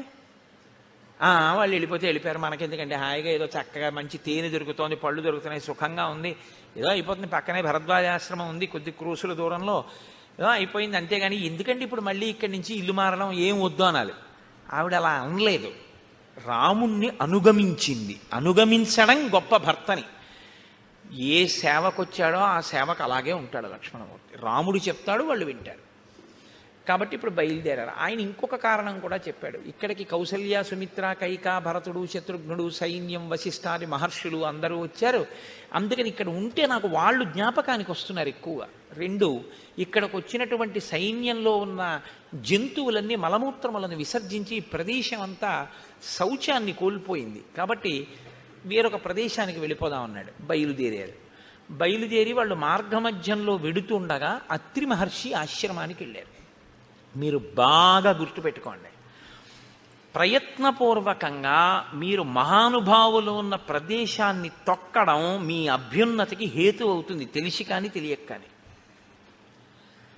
వేరే ఈశ్వరుడు ఎక్కడో ఉండడండి. గుళ్ళో ఈశ్వరుడు ఉంటాడు అన్నమాట యథార్థమే, కానీ అసలు నిజంగా ఈశ్వరుడు ఎక్కడ ఉంటాడో తెలుసా? మీరు బాగా గుర్తుపెట్టుకోండి. ఇక్కడ నిరంతరము ప్రతి ఊపిరిలో ఆయన్ని ఆరాధిస్తున్నటువంటి వ్యక్తి ఎక్కడ కూర్చుంటాడో, ఎక్కడ నించుంటాడో, ఎక్కడ తిరుగుతాడో ఆయన వెంటనే తిరుగుతూ ఉంటాడు ఈశ్వరుడు ఎప్పుడు. రాముడు ఎక్కడ ఉంటాడని చెప్తారో తెలుసా అండి శాస్త్రంలో? రామచంద్రమూర్తిని నమ్ముకుని బతుకుతున్నవాడు ఎక్కడ ఉంటాడో రాముడు అక్కడే ఉంటాడు. పక్కనే ఉంటాడట ధనుర్ధరుడే. ఆయన కూర్చుంటే కూర్చుంటాడు, ఆయన నించుంటే నించుంటాడు, ఆయన ఎడుతుంటే పెడతాడు, ఆయన వస్తే వస్తాడు. ఆయన పడుకుంటే తను ఇలా కూర్చుంటాట గుమ్మం ముందు. ఎందుకంటే ఆయన నీకు ఇబ్బంది ఎవరైనా కల్పిస్తారేమో అని. రామచంద్రమూర్తి తనని నమ్మిన వాళ్ళని రక్షించడానికి గడప ముందుకొచ్చి కూర్చుని ఉంటాడు అని. అందుకే రాముణ్ణి నమ్ముకున్న రామభక్తులు ఎక్కడుంటారో అక్కడే సీతారామ లక్ష్మణులు, హనుమ కూడా ఉంటారు. మీరు బాగా జ్ఞాపకం పెట్టుకోండి, నేను మీకు సత్యం చెప్తున్నాను. ఇది తులసీదాస్ గారి జీవితంలో నిజమైందండి.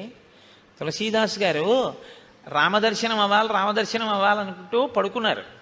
పడుకుంటే దొంగొచ్చి కన్నం వేసి లోపలికి వెళ్ళి ఆచమన పాత్ర అవి ఏవో దొరికాయి, మూట కట్టుకుని బయటికి వద్దాం అనుకున్నాడు. తల బయటెట్టాడు. రామలక్ష్మణులు ఇద్దరూ కోదండాలు అట్టుకుని నించున్నారు. నేను నమ్ముకున్నవాడి సొత్తు ఎత్తుకుపోతావా నువ్వని. ఆయన వాళ్ళు వెళ్ళిపోతారు కదా అని వెనక్కి వచ్చాడు. తెల్లవారే వరకు తల బయట ఎడుతున్నాడు, లోపల ఎడుతున్నాడు, తల బయట ఎడుతున్నాడు, లోపల ఎడుతున్నాడు. రామలక్ష్మణులు ఇద్దరు అలాగే ఉన్నారు కన్నం బయట. తులసీదాస్ గారి తెల్లవారింది, నిద్ర లేచి లోపలికి వచ్చారు. దొంగలు ఇద్దరు మూట కట్టు కూర్చున్నారు. మీరెవర్రా నాయన ఇలా కూర్చున్నారన్నారు. ఆయన ఏమి లేదు, బుద్ధి గడ్డి దీని వచ్చానులే, ఏదో ఆచమన పాత్ర మూట కట్టాం అంటే మరి పట్టుకుపోయారా అన్నాడు ఆయన. మహాత్ములైన వారి లక్షణం అలా ఉంటుంది. వాళ్ళు పోతాయనేమి వెంగెట్టుకోరు, పోతే నవచ్చోరాయిత ఈశ్వరుడు తీసుకెళ్ళాడంటారు. ఎక్కడో ఇంకా అవసరం ఉందన్నమాట. స్వతంత్రంగా భావించాడు నా తండ్రి, వీడిదైతే ఏం అనుకోడు, మనం పట్టుకెళ్ళచ్చు అని చెప్పి, నా వస్తువు మీ వస్తువే అంటారు చూడండి కొంతమంది. మీదిగా వాడుకోండి, అలా నాకు అస్తమానం చెప్పకండి, నేను తీసుకెళ్తానని అంటారు. అలా మా మోహన్ రావు గారు ఉన్నారు కాకినాడలో, ఆయన అంటూ ఉంటారు, అది మోహన్ రావు ఒకసారి కారు పంపించండి అనకండి. అలా అంటారేమిటి? అది మీ కారే, మీ కారు నేను వాడుకుంటున్నాను, కారు పంపించండి, నేను శాసించండి, అంతేగాని మీ కారు అని అనకండి గురువుగారు అంటారు. అలా ఉంటారు కొంతమంది, అంటే వారి ప్రేమ అలా ఉంటుంది. అలా ఆ రాముడు తన వస్తువులా భావిస్తాడు. అందుకని ప్రేమ ఉంది కాబట్టి నా వస్తువుని పట్టుకుపోయాడు అనుకుంటారు వాళ్ళు. అందుకని ఆయన అన్నారు, ఇక్కడ కూర్చున్నారు ఎందుకు నాయన, పట్టుకుపోయారా పోనీ ఆచమన పాత్ర అన్నారు. ఆ పాటి బుద్ధి లేక కాదు, మేము ఏదో ఇక్కడ ఏదో ఏసీ ఉందని కూర్చున్నాం అనుకున్నావేమో. బయటికి వెడితే ఎవరో ఇద్దరు ఉన్నారు, ఒక ఆయన నల్లగా మేఘంలా ఉన్నాడు, ఒక ఆయన ఎర్రగా ఉన్నాడు, కోదండాలు అట్టుకుని నించున్నారు. హడిలి లోపలికి వచ్చి కూర్చుంటున్నాం. బయటికి ఎడదామంటే ఎన్ని మాటలు ఎడితే అన్ని మాటలు ఇద్దరు మా వంకి ఇలా చూస్తున్నారు. అందరూ మళ్ళీ వెనక్కి వస్తున్నాం అన్నారు. ఆయన బయటికి వెళ్ళి చూశారు, ఎవ్వరు లేరు. అప్పుడు ఆయన ఏడిచారు తులసీదాస్ గారు. ఒక వెండి ఆచమన పాత్ర ఉన్నందుకు పోతుందేమో అని నిద్రపోకుండా, స్వామి నా పర్ణశాల ముందు కాపలా ఉన్నావా, మీరు ఎంత ధన్యులు రా, ఇన్ని మాటలు దర్శనం పొందారు, నాకు అవ్వలేదని ఏడిచారు. నేను అందుకే మీకు మనవి చేశాను, ఎవడు రాముణ్ణి నమ్మాడో వాడు ఉన్న చోట రాముడు ఉంటాడు తప్ప ఇంకొక చోట రాముడు ఉంటాడని మీరు అనుకోకండి. రామ భక్తులు ఎక్కడున్నారో అక్కడే సీతారాములు ఉంటారు. ఆయన రావడం కన్నా ముందు వాళ్ళు వస్తారు, మీరు గుర్తుపెట్టుకోండి. ఆయన వెళ్ళిన తరువాత బిక్కమొహాలు వేసుకుని వెళ్ళిపోయాడు, ఇక్కడ తిరిగేవాడని ఆయన వెంట వెళ్ళిపోతారట వాళ్ళు. అంత ప్రేమగా ఉంటారు వాళ్ళు. మీకు ఇది ప్రత్యేకించి రామావతారంలో మెండుగా కనపడుతుందండి. త్యాగరాజస్వామి వారి విషయంలో కనపడే, రామదాస్ గారి విషయంలో కనపడలేదండి. భద్రాచలంలో గంజిగుంటలో పడిపోయినటువంటి పిల్లవాడి శవాన్ని ఉడికిపోయిందని తీసుకెళ్లి రాముడి దగ్గర పెట్టి, నువ్వు ఇచ్చిన కొడుకు ఇవ్వాలనుకుంటే ఇయ్యి, లేకపోతే నీలో కలిపేసుకో. అంతరాలయంలో పెట్టి తలుపులేసి రామనామ భజన చేశాడు ఆయన. రఘురాముడు పిల్లవాడు పరిగెత్తుకుంటూ వచ్చి తండ్రి ఒళ్ళో పడుకున్నాడు. ఇవి ఇంతకన్నా ఏం నిజం కావాలి మీకు? ఈ మధ్య వారే కదా రామదాస్ గారు. ఆయన వాడినటువంటి మంగళసూత్రంలో 3వ శతమానం కూడా మనం కళ్యాణంలో చూస్తున్నాంగా. ఉన్నాడు రాముడు, మీరు నన్ను నమ్మండి, రాముడు ఉన్నాడు, ఇప్పటికీ రాముడు తిరుగుతూనే ఉన్నాడు. మీరు నమ్మి ఉన్న చోట మీ వెంట రాముడు ఉన్నాడు. రాముడు లేకపోవడం లేదు. మీరు పడుకుంటే ఆయన మీ పడుకున్న చోట ఉన్న కుర్చీలో ఆయన కూర్చుని ఉంటాడు. మీరు తింటూ ఉంటే అప్పుడు ఆయన కూడా పక్కన ఒక విస్తరి వేసుకుని ఓ అరిటాకు పెట్టుకుని మీరు ఇంత అన్నం మహానైవేద్యం పెడితే అదే సమస్త షడ్రసోపేత భోజనంగా భావించి తిని సంతోషిస్తాడు. ఎక్కడ రాముణ్ణి నమ్మినవాడున్నాడో అక్కడే సీతారాములు కూడా ఉంటారు. అందుకే శాస్త్రంలో మాట ఉంది, రాముణ్ణి తెచ్చుకోవడానికి తేలిక మార్గం రామభక్తుణ్ణి తెచ్చుకోవడమే. తెలుసా అండి? రామభక్తుడు వస్తే సీతారాములు వస్తారు. కాబట్టి ఇప్పుడు రాముడు బయలుదేరి అత్రి ఆశ్రమానికి వెళ్ళారు. ఆయన అన్నారు, సోత్రే రాశ్రమమాసాద్య తం వవందే మహాయశాః తం చాపి భగవాన్ అత్రి పుత్రవత్ ప్రత్యపద్యత.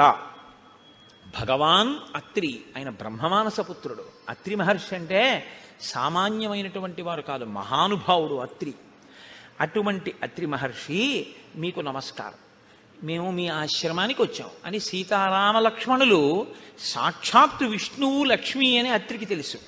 కానీ నరుడిగా ఉన్నాడు కనుక ఋషులకు ఆయనే నమస్కారం ముందు చేస్తారు అని భగవాన్ అత్రి అని ఆయనకి నమస్కారం చేస్తే తన పుత్రుల్ని ఎలా ప్రేమిస్తాడో అలా ప్రేమించాట. ఒక గురువుకి ఒక ఋషికి ఉండే లక్షణం అది. పిల్లలు తప్పు చేసినా ఎలా మన్నించగలడో తండ్రి, గురువు ఋషితుల్యుడు మన్నించి చేరతీస్తాడు. చేరతీశాడు కదా అని మీరు మీ నడవడి మార్చుకోకుండా మాత్రం ఉండకూడదు. కాబట్టి ఇప్పుడు అత్రి మహర్షి అనసూయమ్మని చూపించి ఆ సీతారామ లక్ష్మణులతో చెప్తున్నారు. ఇది మహోత్కృష్టమైన ఘట్టం అండి. నాకు శ్రీరామాయణంలో అత్యంత ప్రీతిపాత్రమైనటువంటి ఘట్టాల్లో నాకు ఇదొకటి. దశవర్షాణ్యనావృష్ట్యా దగ్ధే లోకే నిరంతరం యయా మూలఫలే సృష్టే జాహ్నవీచ ప్రవర్తిత. రామ, నా భార్య అనసూయమ్మ అనుంది.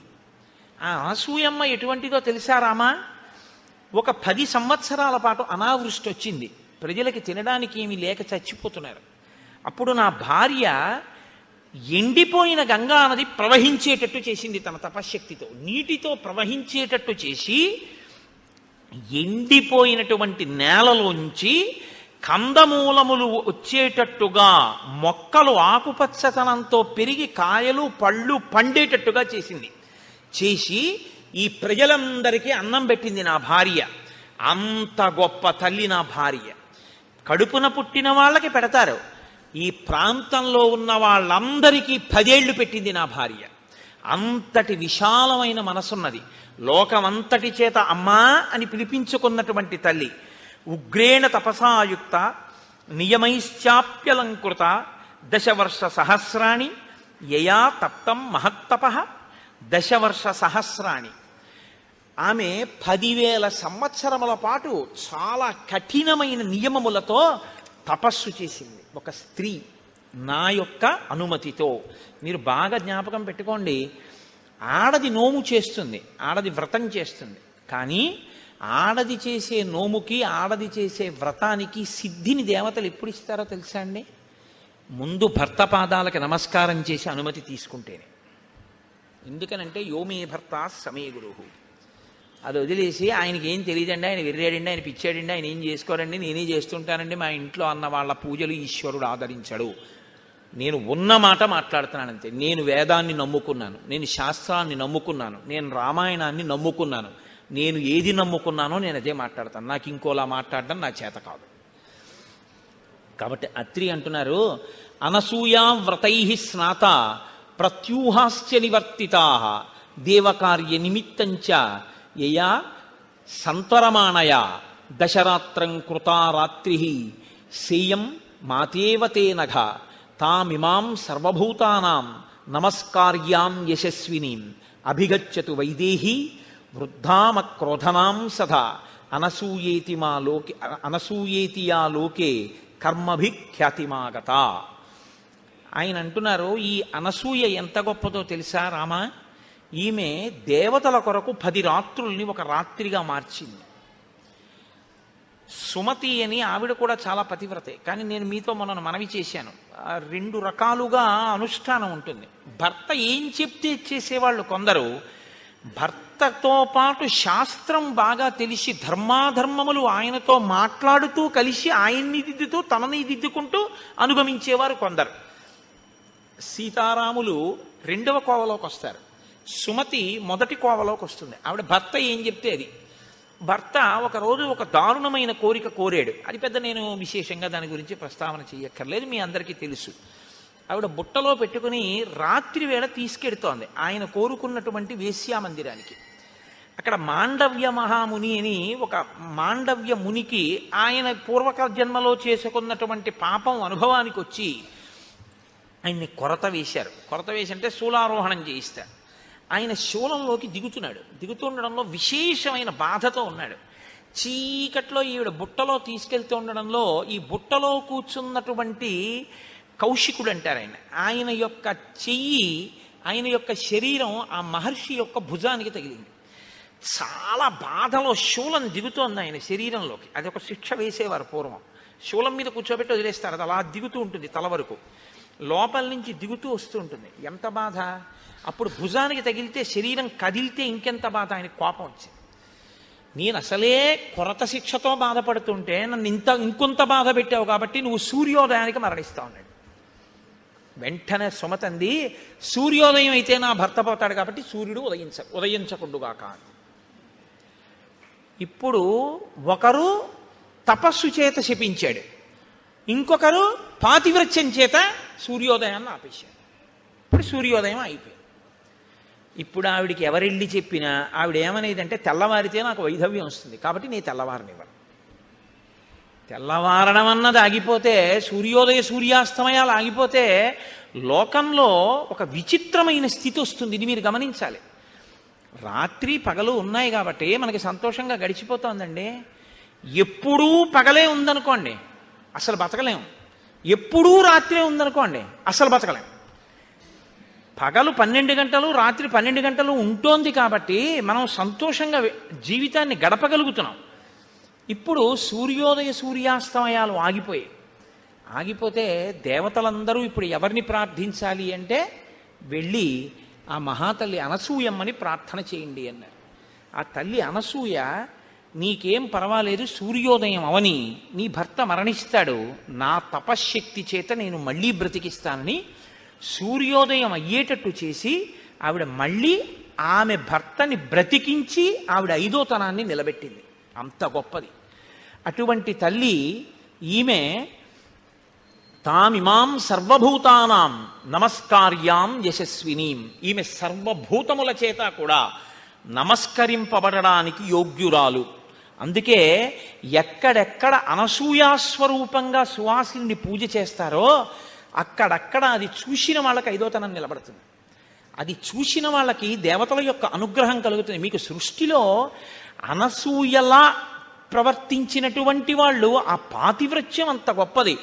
ఎప్పుడూ మీరు గుర్తుపెట్టుకోండి, శాస్త్రం ఎలా మాట్లాడుతుందంటే పురుషుడిది తపస్సు గొప్ప, ఆడదానిది పాతివ్రత్యం గొప్ప. ఆడది పురుషుణ్ణి అనుగమించగలిగితే చాలు. అలా అనుగమించగలిగితే ఆమెకు అంత తపశ్శక్తి వస్తుందంతే. ఆవిడ అటువంటి స్థితిని చేరుకుంటుంది. ఆర్షధర్మం అంతే మాట్లాడుతుంది. కాబట్టి ఇప్పుడు అనుగమించింది నన్ను, అలా అంత స్థితిని పొందింది. ఇటువంటి తల్లి సర్వభూతముల చేత నమస్కరింపబడడానికి యోగ్యురాలైంది, మనుష్యులు కాదు. సమస్త భూతములు అనసూయకి నమస్కారం చేస్తాయి ఈ ఆశ్రమంలో.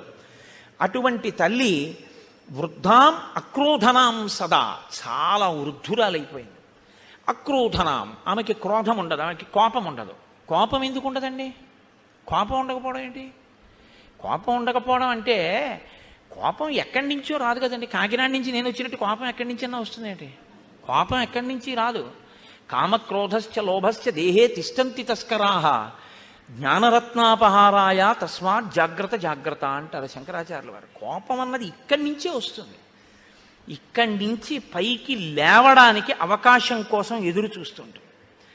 అవకాశం చిక్కిందనుకోండి పైకి వస్తుంది అంతే. ఒక్కసారి వచ్చేటప్పటికి మీ రూపం మారిపోతుంది. మీ స్థితిని మీరు అప్పటి వరకు ఎలా ఉంటారో దాన్ని చంపేసి మీలోంచి ఒక కొత్త వ్యక్తిని పుట్టించగలదు క్రోధం. ఇది పుట్టదు అంటే రెండు కారణములకు పుట్టదు. ఒకటి ఏమిటో తెలుసా అండి?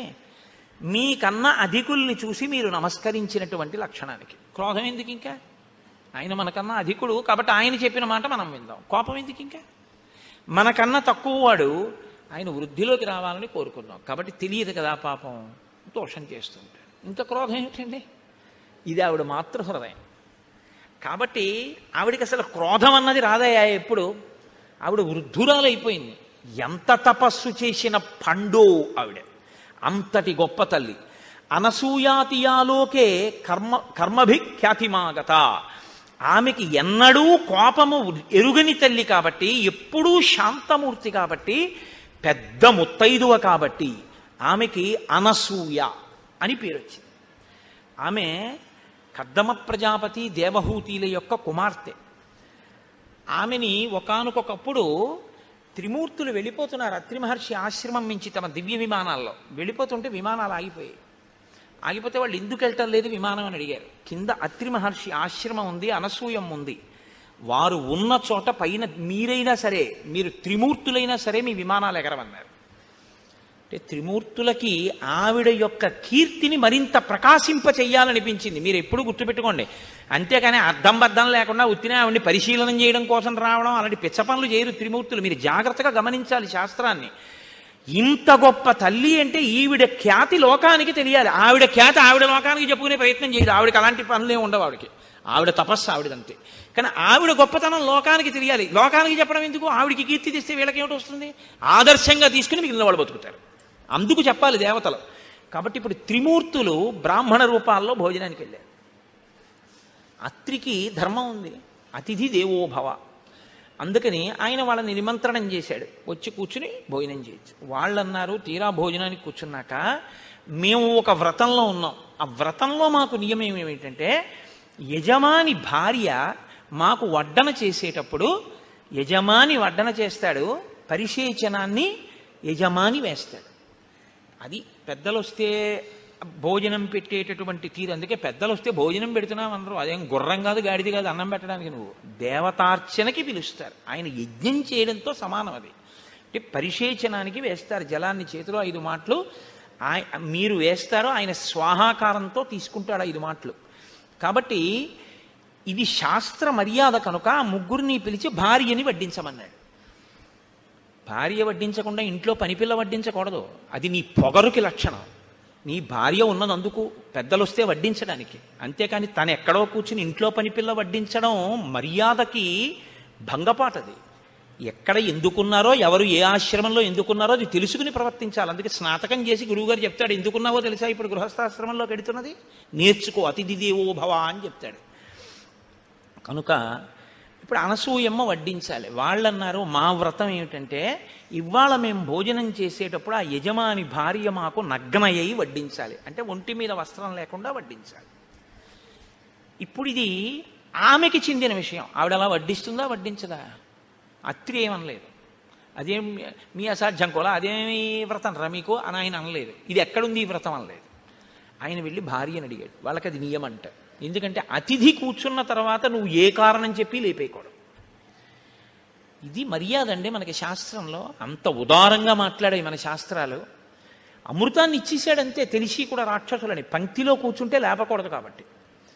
ఏమి నేర్చుకుంటున్నాం మనం? మనకి నేర్పే పురాణాలు.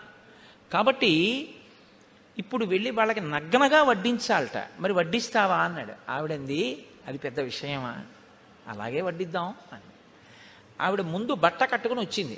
వచ్చి మంత్రాక్షతలు తీసుకొచ్చింది. మంత్రాక్షతలంటే నడుము విరగనటువంటి బియ్యానికి అక్షత అని పేరు. అది తన చేతిలో పట్టుకుని మంత్రాన్ని ఉపాసన చేసి తన తపశ్శక్తిని ప్రవేశపెడితే అవతల వారు దానికి లొంగవలసిందే. తను కోరుకున్నట్టు ఆవిడ చేయగలదు. ఆవిడ మంత్రాక్షతలు చేతపట్టుకుని వచ్చి ముగ్గురి తల మీద వేసింది. వేసి పసిబిడ్డల కుదురుగాక అంది. ముగ్గురు ఆ వేసినటువంటి ఆసనాల మీద పసిపిల్లలై పడుకున్నారు. అమ్మ తన కొడుకు పసిపిల్లవాడు అక్కడే ఆడుకుంటుంటే అమ్మవాడిని ముద్దులాడుతూ స్నానం చేసి వచ్చి ఒళ్ళు తుడుచుకుంటుంది, బట్ట కట్టుకుంటుంది. వాడిలో మనోవికారం ఉంటుందా? పసితనానికి ఉన్న గొప్పతనం అది.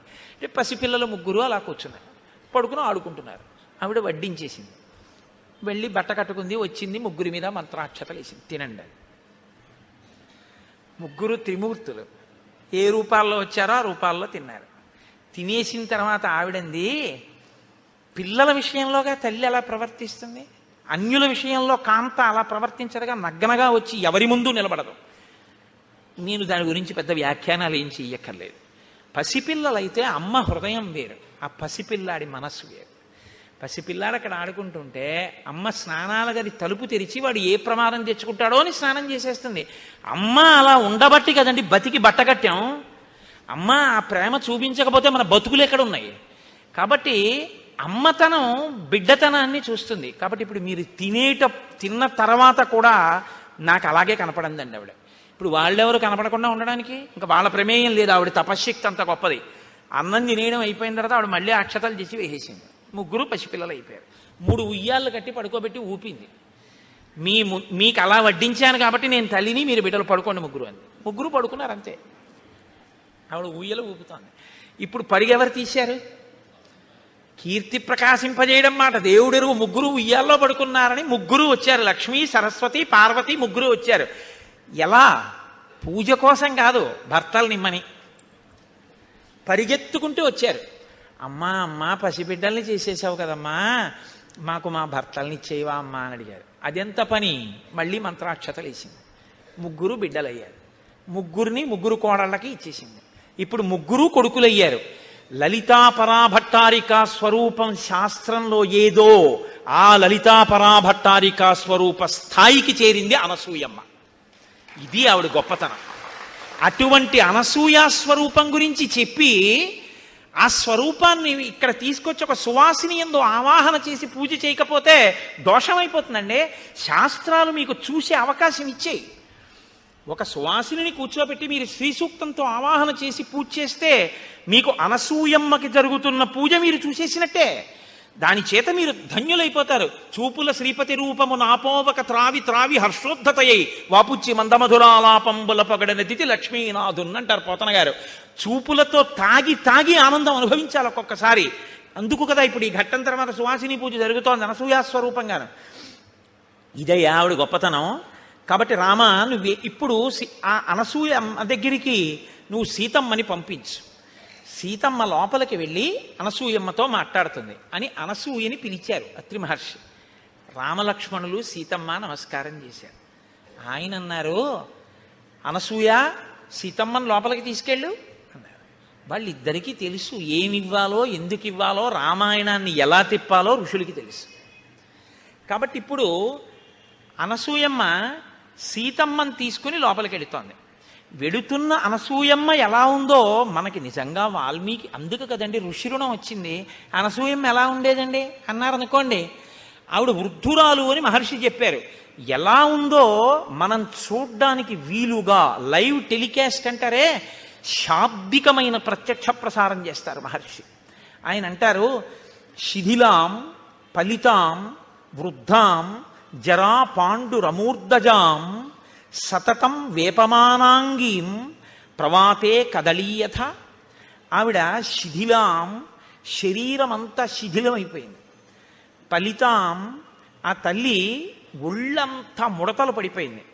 వృద్ధాం, వృద్ధురాలైపోయింది. జరాపాండురమూర్ధజాం, వృద్ధాప్యం చేత ఆవిడ తలంతా నెరిసిపోయి ముగ్గుబుట్టు అయిపోయింది, పెద్దదైపోయింది, పెద్ద ముత్తైదువ. సతతం వేపమానాంగీం, ఆవిడ ఇలా వణికిపోతోంది చేతులవిని. ప్రమాతే కదలీయథ, గాలి వేస్తే అరిటి చెట్టు ఎలా కదిలిపోతుందో అలా కదిలిపోతోంది. అటువంటి తల్లి బయటికి వచ్చి సీతమ్మ చెయ్యి పట్టుకుని లోపలికి తీసుకెళ్ళింది. లోపలికి వెళ్ళిన సీతమ్మ అనసూయమ్మ ఏం మాట్లాడుకున్నారో మనకి వెంటనే కెమెరా అటు తిప్పుతారు మహర్షి. అది రామాయణానికి గొప్పతనం. నేను అదే ఏకాంతంగా చదవండి రామాయణాన్ని మామూలుగా చదవకండి అని నేను అంటాను. మీరు దాన్ని అలా చూస్తుంటే మీకు ఇక్కడ రామాయణం కదిలేటట్టుగా ఆయన రచన చేశారు. ఇప్పుడు మీ సంతోషం ఎవరి మీద ఉంటుంది ఇంత చెప్పాక? సీతమ్మ అనసూయమ్మ ఏం మాట్లాడుకుంటున్నారో లోపల ఉంటుంది. బయట అత్రి రామలక్ష్మణులు ఏం మాట్లాడుకుంటున్నారో అని మీకు ఉండదు. వెంటనే కెమెరా అటు తిప్పుతారు మహర్షి. కెమెరా అటు తిప్పుతారంటే నా ఉద్దేశం ఆయన యొక్క ఘంటం అటు తిరుగుతుంది. మీరు ఆ శ్లోకంలో ఆ శబ్దంలో దర్శనం చేయొచ్చు. అభివాద్యత వైదేహి తాపసీం తామనందితాం బద్ధాంజలి పుటా హృష్ట పర్యపృచ్ఛదనామయం. లోపలికి వెళ్ళినటువంటి సీతమ్మ అంజలి ఘటించింది. ఇలా అంజలి ఘటించి 2 చేతులతో శిరస్సు ఉంచి నమస్కరించి ఆ తల్లిని తాపసీం అనిందితాం, అనిందత అంటే స్వచ్ఛమైన చరిత్ర కలిగిన అనసూయకి నమస్కారం చేసింది. వెంటనే అనసూయమ్మంది, ఇంకా ఏమీ పెద్ద హడావిడేం లేదండి. వెంటనే ఒక మాట అంది, తత సీతాం మహాభాగాం దృష్ట్వా తాం ధర్మచారిణీం స్వాంత్యంత్య బ్రవీత్ హృష్ట దిష్ట్యా ధర్మమవీక్షసే. చాలా సంతోషించినటువంటి మనస్సుతో అనసూయమ్మ ఇలా చూసిందట సీతమ్మ వంక. దేనికి సంతోషం? నమస్కారం చేసిందనే కాదుట. మహర్షి ఎందుకు అనసూయమ్మ సంతోషించిందో చెప్తున్నారు. దిష్ట్యా ధర్మమవీక్షసే, ధర్మాన్ని పట్టుకున్నావు కనుక. అమ్మా నువ్వు ధర్మాన్ని పట్టుకున్నావమ్మా సీతమ్మ, నాకు ఇది సంతోషం వేస్తోందమ్మా.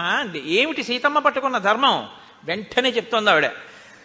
త్యక్త్వా జ్ఞాతి జనం సీతే మానమృద్ధించ భామిని అవరుద్ధం వనే రామం దిష్ట్యాత్వం అనుగచ్చసి.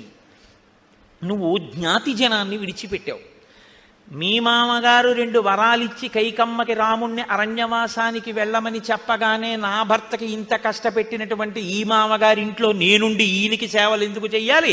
మీరు 14 ఏళ్ళు అరణ్యవాసానికి వెళ్ళి వచ్చి మీరు పట్టం కట్టుకున్న తర్వాత నేను వస్తాను, అప్పటి వరకు నేను పుట్టింట్లో ఉంటానని జనక మహారాజు గారి యొక్క కూతురు అయోనిజ అయినటువంటి సీతమ్మ అనుకుంటే అలా పుట్టింటికి వెళ్ళొచ్చు. లేదా నేను అరణ్యవాసానికి ఎక్కడ వస్తానండి, ఇక్కడ ఉంటానులేండి అని రాముడే అన్నాడు కనుక ఉండమని అక్కడ ఉండొచ్చు. జ్ఞాతి జనాన్ని విడిచిపెట్టి అక్కడ ఉండక ఇక్కడ ఉండక మానమృద్ధించ భామిని ఐశ్వర్యాన్నంతటినీ కూడా విడిచిపెట్టేసి అహంకారాన్ని విడిచిపెట్టేసి రాముడి కన్నా ఒక విషయంలో సీతమ్మది ఒక మార్క్ ఎక్కువ, ఆవిడ అయోనిజ అయినా కూడా అవరుద్ధం వనే రామం, రాముడి వెనకాతల అడవికి వచ్చేసావు. దిష్ట్యాత్వం అనుగచ్చసి, రాముణ్ణి పట్టుకున్నావు, ధర్మాన్ని పట్టుకున్నావు, భర్తని అనుగమించావు. భర్త వెంట ఉండాలి ఆడది. భర్త వెనక ఉండడం, భర్తని అనుగమించడం కన్నా పూజ ఇంకొకటి లేదు. ఎన్ని పూజలు చేసి ఇది వదిలినా అది 0, అన్నీ వదిలి ఇది ఉంటే పూర్ణం అన్న ధర్మాన్ని పట్టుకున్నావు సీత. అందుకు నేను సంతోషిస్తున్నాను. సీతమ్మ, నేను నీతో ఒక మాట చెప్పనా? నగరస్థో వనస్థోవా పాపోవా యదివా శుభ యాసాం స్త్రీణాం ప్రియో భర్త తాసాం లోకా మహోదయా. భర్త నగరంలో ఉండని అరణ్యంలో ఉండని, పాపిష్టివాడు కానీ పుణ్యాత్ముడు కానీ, ఆడది భర్తని ఉపాసన చేస్తే చాలు, భర్తని అనుగమిస్తే చాలు, ఆమె సమస్తమైనటువంటి శ్రేయస్సుని పొందుతుంది. భర్త ఎటువంటి వాడన్న దాన్ని బట్టి అనుగమించడం గొప్పతనం కాదు, భర్తని అనుగమించడం గొప్పతనం. కాబట్టి నువ్వు అలా అనుగమించావు, ఆయన అరణ్యానికి వచ్చినా అనుగమించావు. దీనికి నేను చాలా సంతోషిస్తున్నాను. సీత, నీతో నేను ఒక మాట చెప్తాను, బాగా విను. భర్త అన్న మాటకి ఒక గొప్ప నిర్వచనం చెప్పింది అనసూయమ్మ రామాయణంలో. నాతో విశిష్టం పశ్యామి బాంధవం విమృశంత్యహం సర్వత్ర యోగ్యం వైదేహి తపః కృతమివావ్యయం. ఒక వ్యక్తి గొప్ప తపస్సు చేశాడు. ఇప్పుడు ఆయన గొప్ప తపోనిష్టాగరిష్ఠుడైనటువంటి వాడు అలా వెళ్ళిపోతున్నాడు. ఆయనకి ఆకలేసింది, అది ఎడారి, ఏమీ దొరకలేదు. ఇప్పుడు ఆయనకి ఏమీ దొరకలేదు కాబట్టి ఆయనకి ఏమైనా బాధ ఉంటుందా? ఆయన తన తపశ్శక్తి చేత ఆయన తలుచుకుంటే అక్కడికి నదిని తీసుకురాగలడు. ఆయన సాక్షాత్ అన్నపూర్ణమ్మని పిలిచి అన్నం వడ్డించుకుని తినగలడు. నిన్నను చూడలా భరద్వాజ మహర్షి తపశ్శక్తి ఏమిటో మీరు?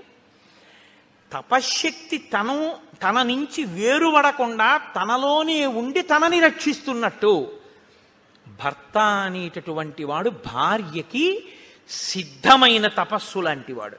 అలా రక్షిస్తూ ఉంటాడు. ఎక్కడికి వెళ్ళు ఆయన యొక్క అని కీర్తి పొందుతుంటావు. కాబట్టమ్మా భర్త అంటే అంత గొప్పవాడమ్మా. నత్వేమవగచ్చంతి గుణదోషమసస్త్రియ కామ వ్యక్తవ్య హృదయ భర్తృనాథాశ్చరంత్యాహ. కొంతమంది ఈ లోకంలో కామమునకు లొంగినటువంటి వారై భర్త మీద తాము అధికారమును చెలాయించాలని, భర్తని తమ చెప్పు చేతల్లో పెట్టుకోవాలని, ఎప్పుడూ భర్త గురించినటువంటి విషయాలు తెలుసుకోవాలనేటటువంటి కుతూహలంతో ప్రవర్తిస్తూ తాము యుక్తాయుక్త విచక్షణ మరిచిపోయి తామే ఏదో భర్తని చెప్పు చేతల్లో పెట్టుకుని నడిపించగలిగినటువంటి ప్రజ్ఞ ఉన్నవారమని ప్రవర్తిస్తుంటారు. అది చాలా నింద్యమైనటువంటి పని. అలా ఉండకూడదమ్మా అని అనసూయమ్మ అంటూ, నువ్వు ఎప్పుడూ ఎలా ఉండాలని నేను ఆశీర్వచనం చేస్తున్నానో తెలుసా? తదేవమేనం తమనువ్రతా సతి పతివ్రతానాం సమయానువర్తిని భవస్వభర్తు సహధర్మచారిణి యశశ్చ ధర్మంచ తతస్సమాప్స్యసి. నీకు ఎన్నడూ కూడా రామునే అనుగమించేటటువంటి లక్షణము ప్రకాశించి ఉండుగాక. ఎన్నడూ నీవు పతివ్రతవై ఉందువు కాక. నీవు ఎప్పుడూ సహధర్మచారిణివై ఉందువు కాక. దాని వలన నీకు లోకంలో విశేషమైనటువంటి ధర్మావలంబకురాలవన్న కీర్తి ప్రకాశించుగాక. లోకంలో దాంపత్యము అంటే ఇంక ఎవ్వరిని చెప్పరు. వరుణ్ణి నారాయణుడిగా తీసుకొచ్చిన దాంపత్యం అంటే మాత్రం ఎలా బతకండి అని చెప్తారంటే సీతారాములే, సీతారాముల్లా బతకండి అంటారు. అంటే అంతగా ఒకరినొకరు అనుగమించిన వారై, ఒకరి మనసులో ఒకరుండి, ఆమెకు ఆయనకు అభేదమై ఇద్దరుగా తిరుగుతున్న ఒక్కరై బతకినటువంటి స్థితికి సీతారాముల దాంపత్యం పరాకాష్ఠగా ప్రతీకగా నిలబడుతుంది. కాబట్టి అనసూయమ్మ ఈ మాట చెప్పి సంతోషిస్తే సీతమ్మంది, అమ్మా నైతదాశ్చర్యమార్యాయ యన్మాం తమభిభాషసే విదితుం తు మహాప్యేతత్ మమాప్యేతత్ యథా నార్యాః పతిర్గురుః. తల్లి, నీవు ఇంత మహాపతివ్రతవి కాబట్టి ఇటువంటి మాటలు చెప్పడం ఆశ్చర్యం లేదమ్మా.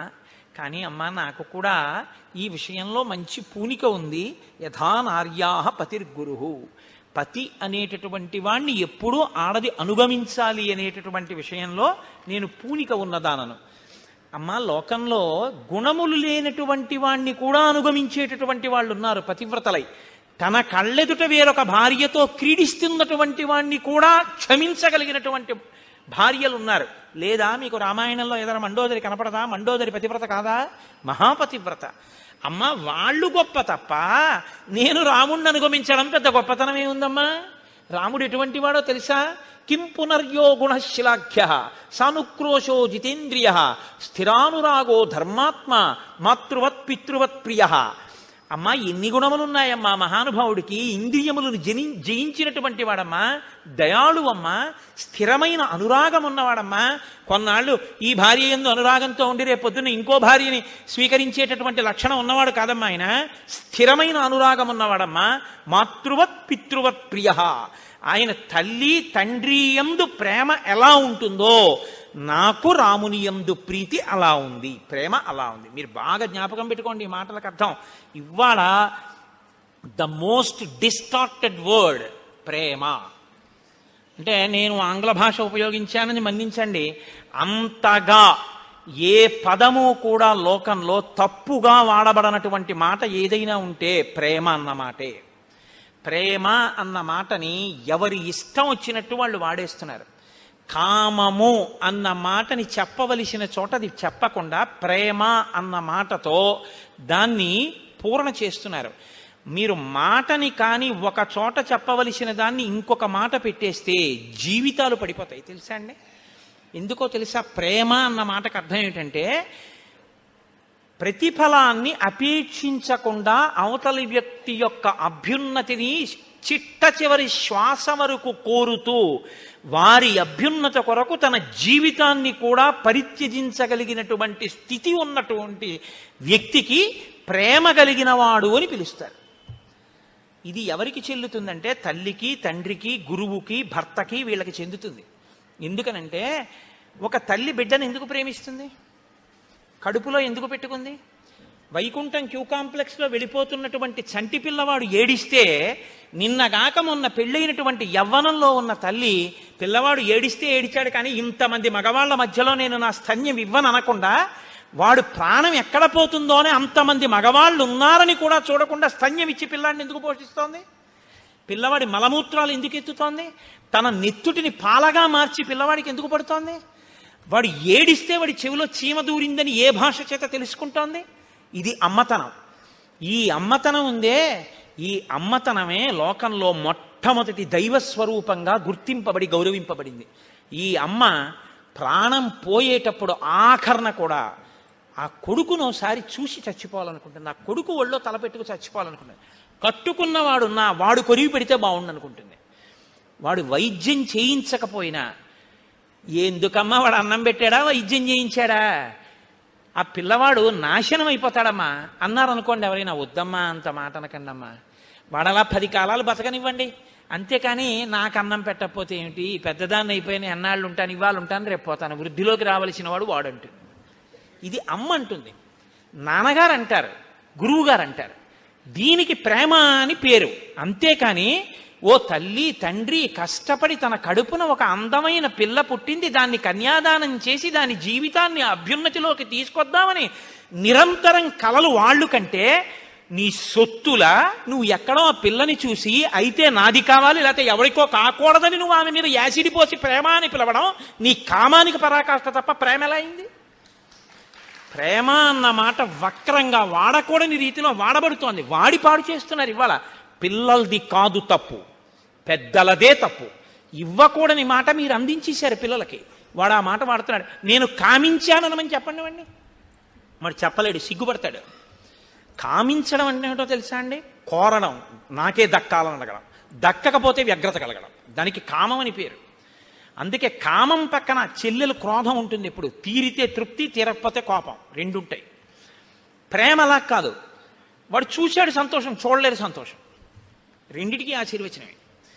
ప్రేమని పట్టుకెళ్ళి కామం దగ్గర ప్రేమ వాడతావా? నువ్వు వాడి ఎన్ని లక్షల కుటుంబాల్లో అగ్నిహోత్రం పోసేసావు. నేను అందుకే మనవి చేస్తున్నాను, రచయితలు తమ బాధ్యతలు గుర్తించవలసి ఉంటుంది. చేతికి కలం ఉందని ఇష్టం వచ్చినట్టు పదాలు వాడి యువతరాన్ని పాడు చేసే అధికారం ఎవరికి లేదు. నేను ఈ మాట అంటే నాకు ఒక సినీ రచయిత ఫోన్ చేశాడు ఒకప్పుడు. కోటేశ్వరారు మీరు అన్న మాటలు నా హృదయాన్ని తాకాయి, నేను కొన్ని చాట్ల అలా రాశాను, నన్ను మీరు క్షమించండి అన్నాడు. నేను ఎంత సంతోషించానో నిజంగా. ఆయన ఉదారుడు, సంస్కృతి ఉన్నవాడు. నేను చాలా సంతోషించాను. తప్పు చేయడం గొప్ప కాదు, తప్పు దిద్దుకోవడానికి సిద్ధపడడం గొప్ప. కాబట్టి ఆ తల్లి సీతమ్మ అంటోంది, అమ్మా యావృత్తిం వర్తతే రామ కౌసల్యాయాం మహాబల తమేవ నృపనారీణాం అన్యాసామపి వర్తతే. నా భర్త ఎంత గొప్పవాడో తెలుసా అమ్మా? ఎప్పుడైనా దశరథ మహారాజు గారు తన భార్య అయినటువంటి కౌసల్య, సుమిత్ర, కైకేయిని ఎంత ప్రేమగా చూసుకుని ఈ పిల్లలు పుట్టడానికి వాళ్ళని క్షేత్రములుగా స్వీకరించాడో, ఆ కన్నతల్లి అయినటువంటి కౌసల్యాదేవి పట్ల ఎటువంటి ప్రేమ చూపిస్తాడో, ఆమెని క్షేత్రముగా రాముడు పుట్టాడు. కానీ తను పుట్టకపోయినా వారి కడుపుల యందు తండ్రి గారికి క్షేత్రములు కనుక, తండ్రి గారి భార్యలు కనుక, తండ్రి గారి భార్యలన్న కారణం చేత కౌసల్యని ఎలా గౌరవించాడో మిగిలిన రాణుల్ని కూడా నా భర్త అంత తల్లి రూపంగా గౌరవించాడమ్మా. అంత గొప్పవాడు నా భర్త. సగృదృష్టాస్వపి స్త్రీషు నృపేణ నృపవత్సల మాతృవద్వర్తతే వీరో మానముత్సృజ్య ధర్మవిత్. శ్రీరాముడు ఎంత ధర్మము కలిగిన వాడంటే, దశరథ మహారాజు గారు దక్షిణ నాయకుడు, 350 మంది రాణులు ఉన్నారు ఆయనకి. మామగారైనటువంటి దశరథుడు ఎవరెవరిని అనురాగపు చూపులతో చూసి భార్యాస్థానంలో నించోపెట్టాడో వాళ్ళ యొక్క అందాల్ని మా రాముడు ఎప్పుడూ చూడలేదు. ఇంత అందగత్తె కాబట్టే మా నాన్నగారికి రాణి కాగలిగింది అన్న మాట అనలేదు. ఈమె మా తల్లిగారు కాబట్టి నా చేత నమస్కారం అన్నాడు. ఇది రాముని యొక్క సౌశీల్యం.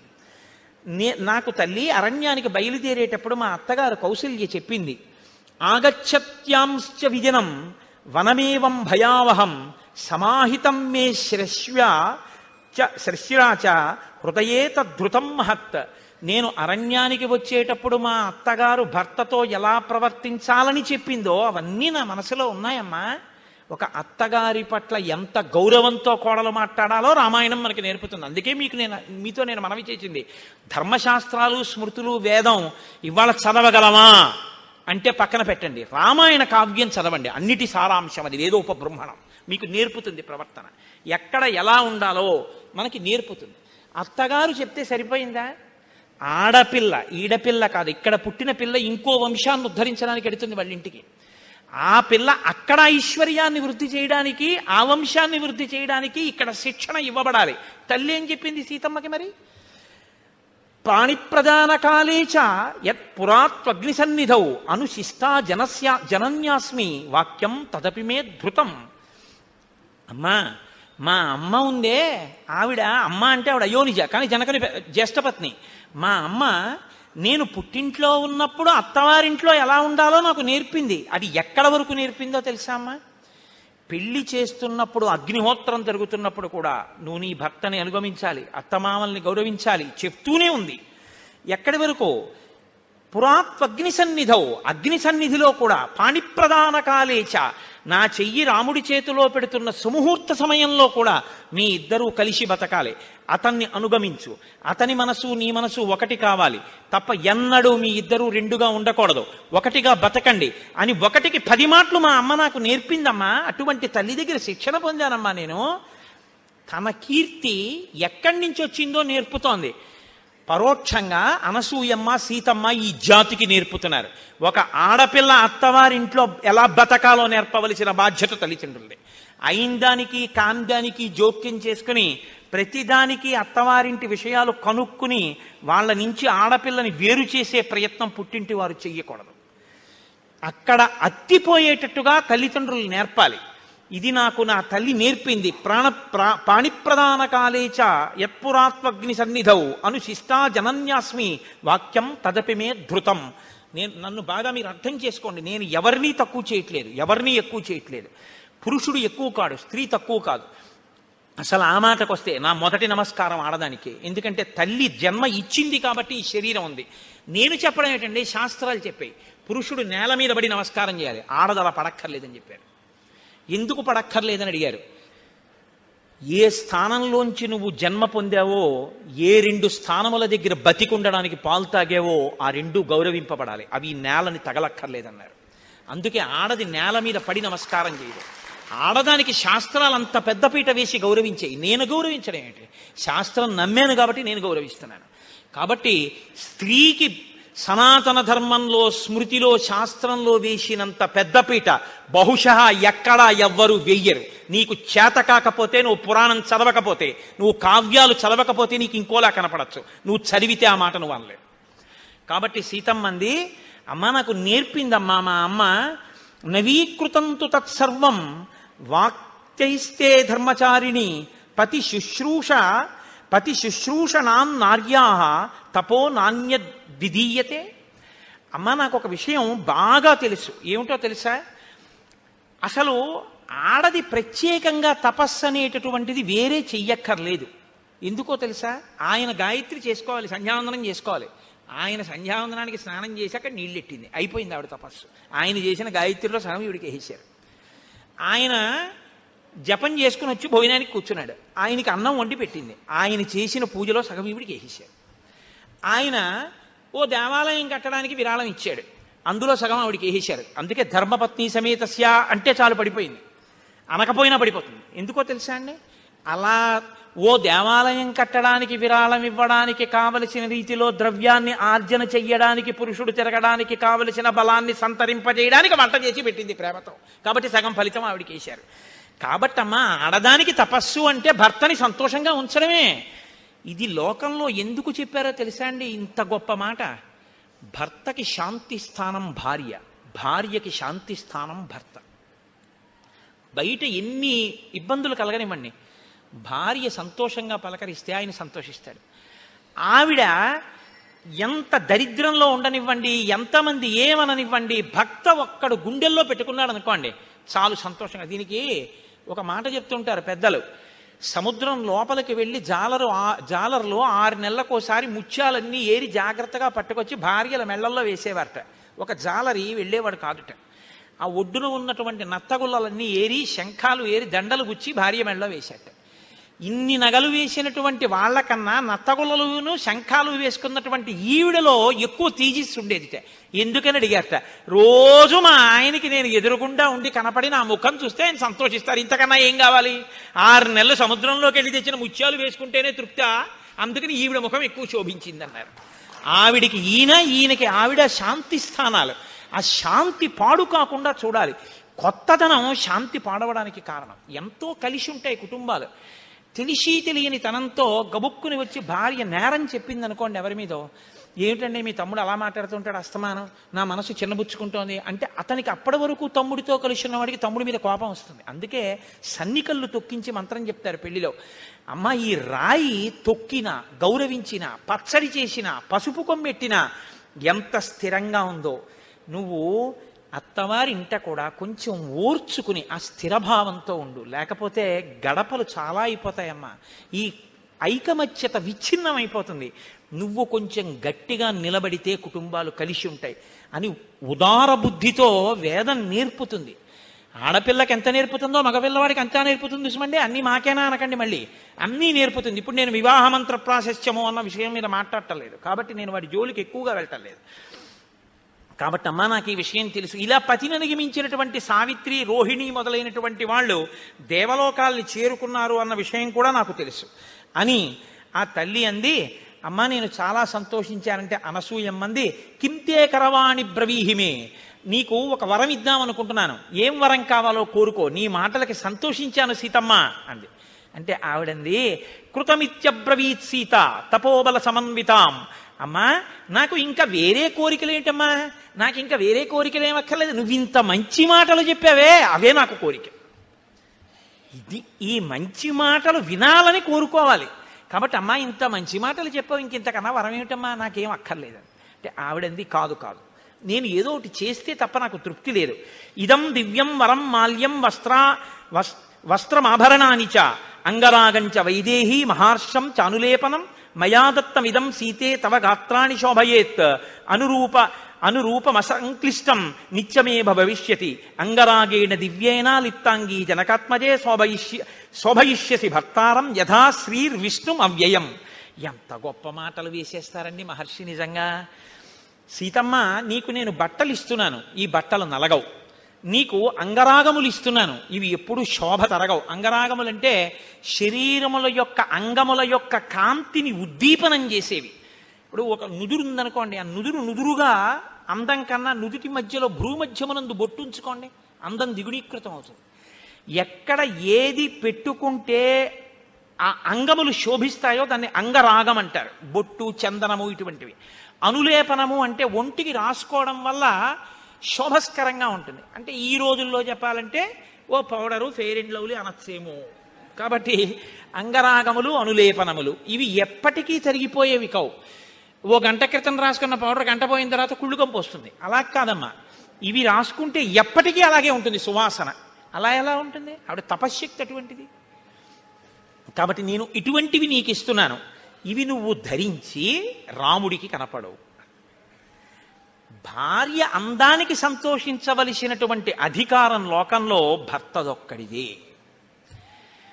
ఆమె యొక్క అదృష్టానికి సంతోషించగలిగినటువంటి సుసంపన్నమైన హృదయం బిడ్డలందరిది. అందుకే కదా మనకు అమ్మవారు 2 రూపాల్లో ఉంటుంది.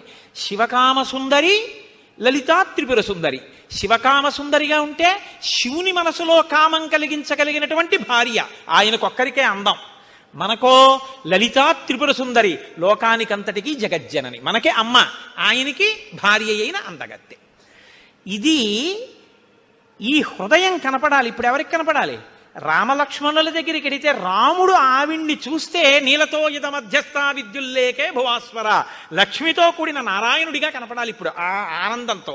లక్ష్మణుడు అమ్మ మా వదిన ఎంత అదృష్టాన్ని పొందిందో, మా వదినమ్మకి ఇంత అదృష్టం కలిగిందని వదిన పక్కన అమ్మ చేర్చి వదినమ్మ అని మా వదినమ్మ ఇవన్నీ రాసుకొని 10 కాలాలు 5వ తనంతో ఇలా ఉండాలని బిడ్డను కోరుకున్నట్టు సంతోషించాలి సీతారాముల్ని చూసి. లక్ష్మీనారాయణులు లక్ష్మణుడికి కనపడాలి. సీతమ్మని చూసి సంతోషించినటువంటి ఆ శోభని చూసి సంతోషించినటువంటి హృదయపు పొంగు రాముడి ముఖంలో కనపడాలి. ఇవి అలా కనపడ్డాయిట వాళ్ళ దగ్గర. మనం ఎలా బతకాలో నేర్పుతారు. ఓ దంపతులు వస్తుంటే వాళ్ళిద్దరినీ చూసి అబ్బా లక్ష్మీనారాయణుల్లా ఉన్నారని నువ్వు అనగలగాలి. కాకి ముక్కుకి దొండపండు అన్న మాట దంపతుల మధ్య అనకూడదు, గుర్తుపెట్టుకోండి, ఎప్పుడూ అనకూడదు. ఆవిడ చాలా బాగుంటుంది కానండి ఆయన బాగుండడనో, ఆయన చాలా బాగుంటారు కానండి ఆవిడేం బాగుండదనో, అంత మహానుభావుడికి ఆవిడ భార్య ఏమిటండనో, ఆవిడికి ఈయన భర్త ఏమిటండనో ఎప్పుడూ అనకూడదు. ఎప్పుడూ దంపతుల మధ్యలో ఏమనాలంటే వారు ఒకరికొకరు తగినవారనే అనాలి. అందుకే శంకర భగవత్పాదులు శివానందలహరి చేస్తే పార్వతీదేవి గొప్ప పరమశివుడు గొప్ప అంటే కళాభ్యాం చూడాలంకృత చచికళాభ్యాం నిజితపఫలాభ్యాం అంటారు. ఒకరికొకరు ఒకరి తపస్సుకొకరు ఫలమైన వారంటారు. రుక్మిణీ కళ్యాణం చేస్తే పోతన గారు తగునీ చక్రి విదర్భరాజతకున్ తథ్యంబు వైదర్భయుం తగునీ చక్రికి ఇంత మంచి తగునే దాంపత్యమీ ఇద్దరిన్ తగులం గట్టిన బ్రహ్మ నెర్పరి కదా దర్పాహ తారాతి అయి అంటారు.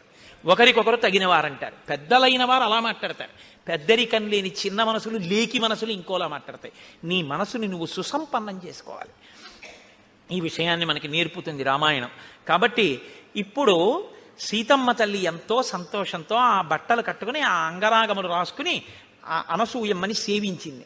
సేవించిన తరువాత అనసూయమ్మంది నీ కళ్యాణం గురించి నేనేదో విన్నాను, చాలా గొప్పగా చెప్తారు, ఏది ఓసారి నీ కళ్యాణ ఘట్టం చెప్పండి. అప్పుడు చెప్తోంది కొన్ని రహస్యాల్ని. ఇవి బాలకాండలో మహర్షి చెప్పలేదు, ఇక్కడ చెప్తున్నారు.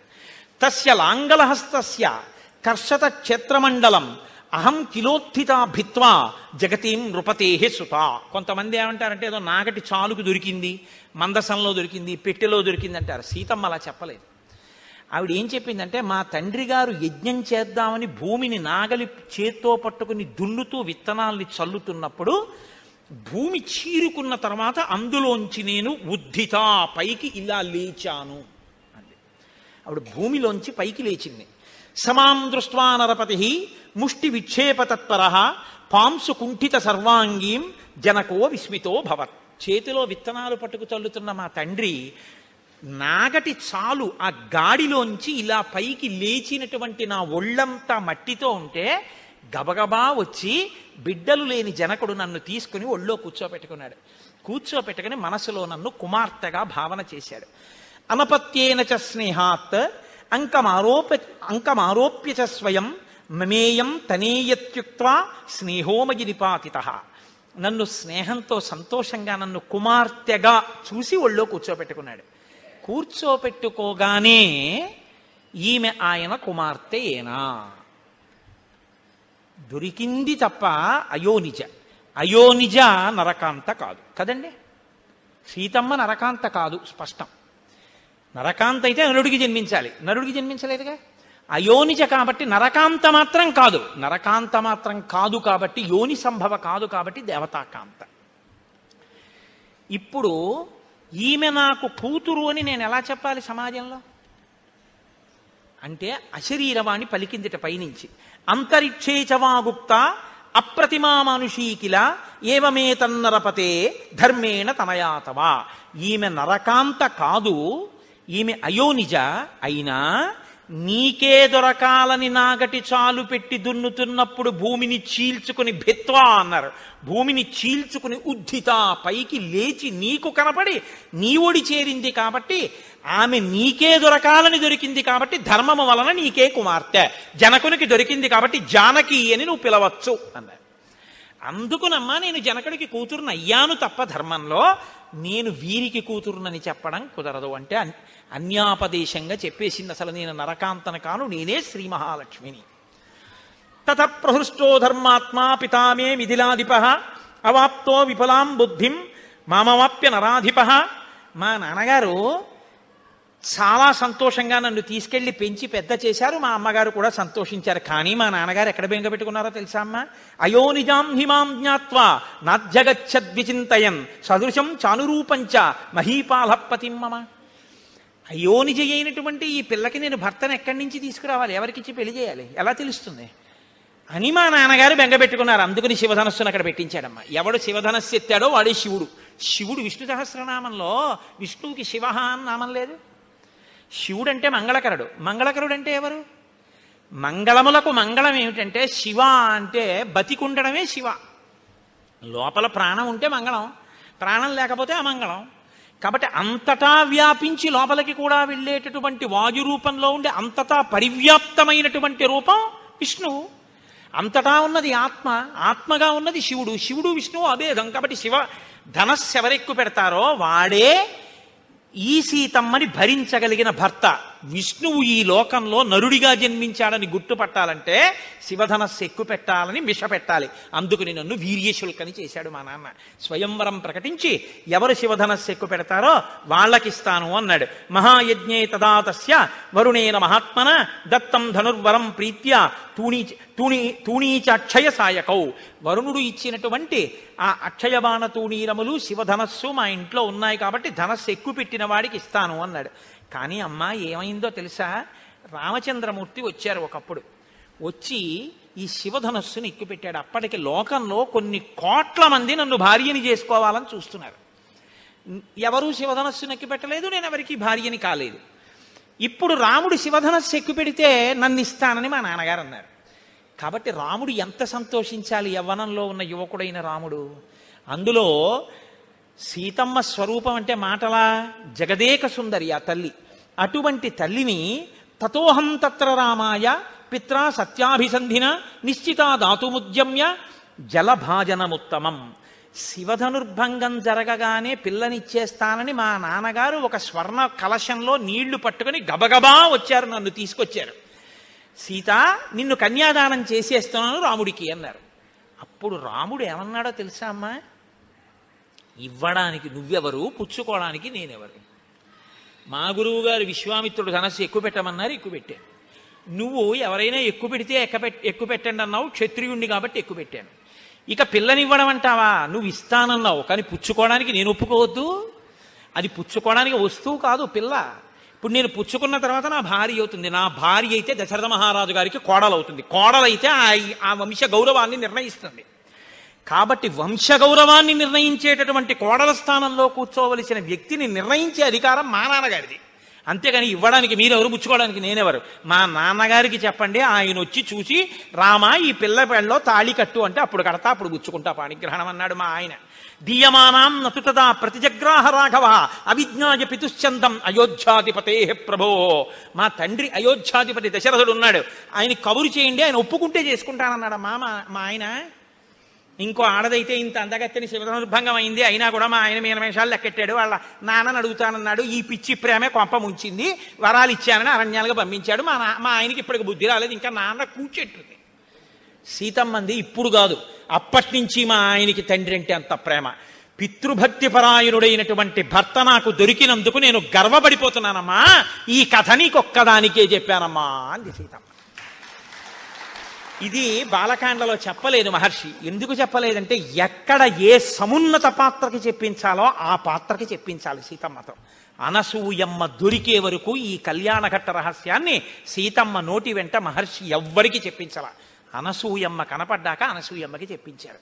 అంటే ఆవిడ వైభవం ఎంత గొప్పదో, అటువంటి అత్రి అనసూయమ్మ సంతానంలో పుట్టేటట్టుగా ఆత్రేయ గోత్రంలో పుట్టినవారు ఎంత అదృష్టవంతులో మీరు ఆలోచించెదరుగాక. కాబట్టి అలా అమ్మా మా వివాహమైంది అన్న తర్వాత ఆ వస్త్రాలు కట్టుకుంది. తల్లి ఎంతో సంతోషించింది. ఆనాడు అందరూ ఆనందపడ్డారు. ఆ రాత్రి అక్కడ నిద్ర చేశారు. మరునాడు ఉదయం అత్రి మహర్షి యొక్క అనుమతి తీసుకుని సీతారాములు లక్ష్మణ సహితుడై దట్టమైనటువంటి అరణ్యంలోకి ప్రవేశించి తమ ప్రయాణాన్ని ప్రారంభించారు. అందరూ ఎంతో సంతోషంగా ఉన్నారు అన్న మంగళకర వాక్కు దగ్గర ఇప్పుడు మనం పెట్టుకున్నటువంటి నియమాన్ని అనుసరించి ఒక 10 మాటలు రామనామం చెప్పేద్దాం.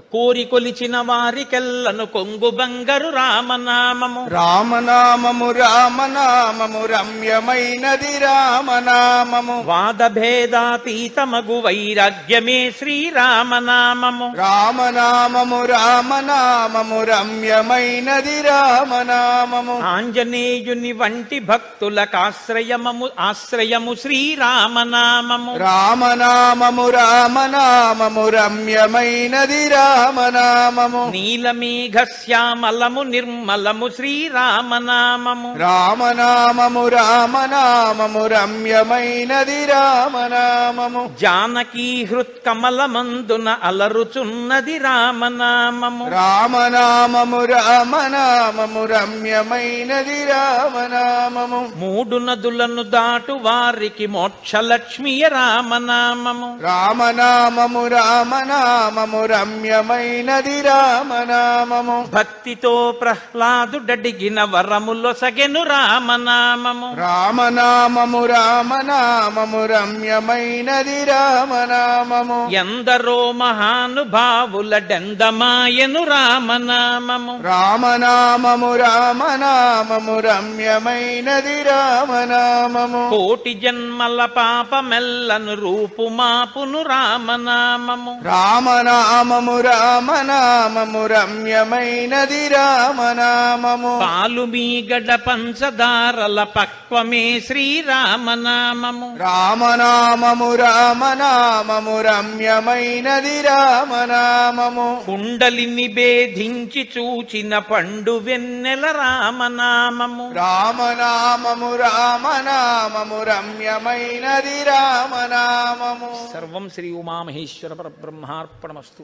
స్వస్తి.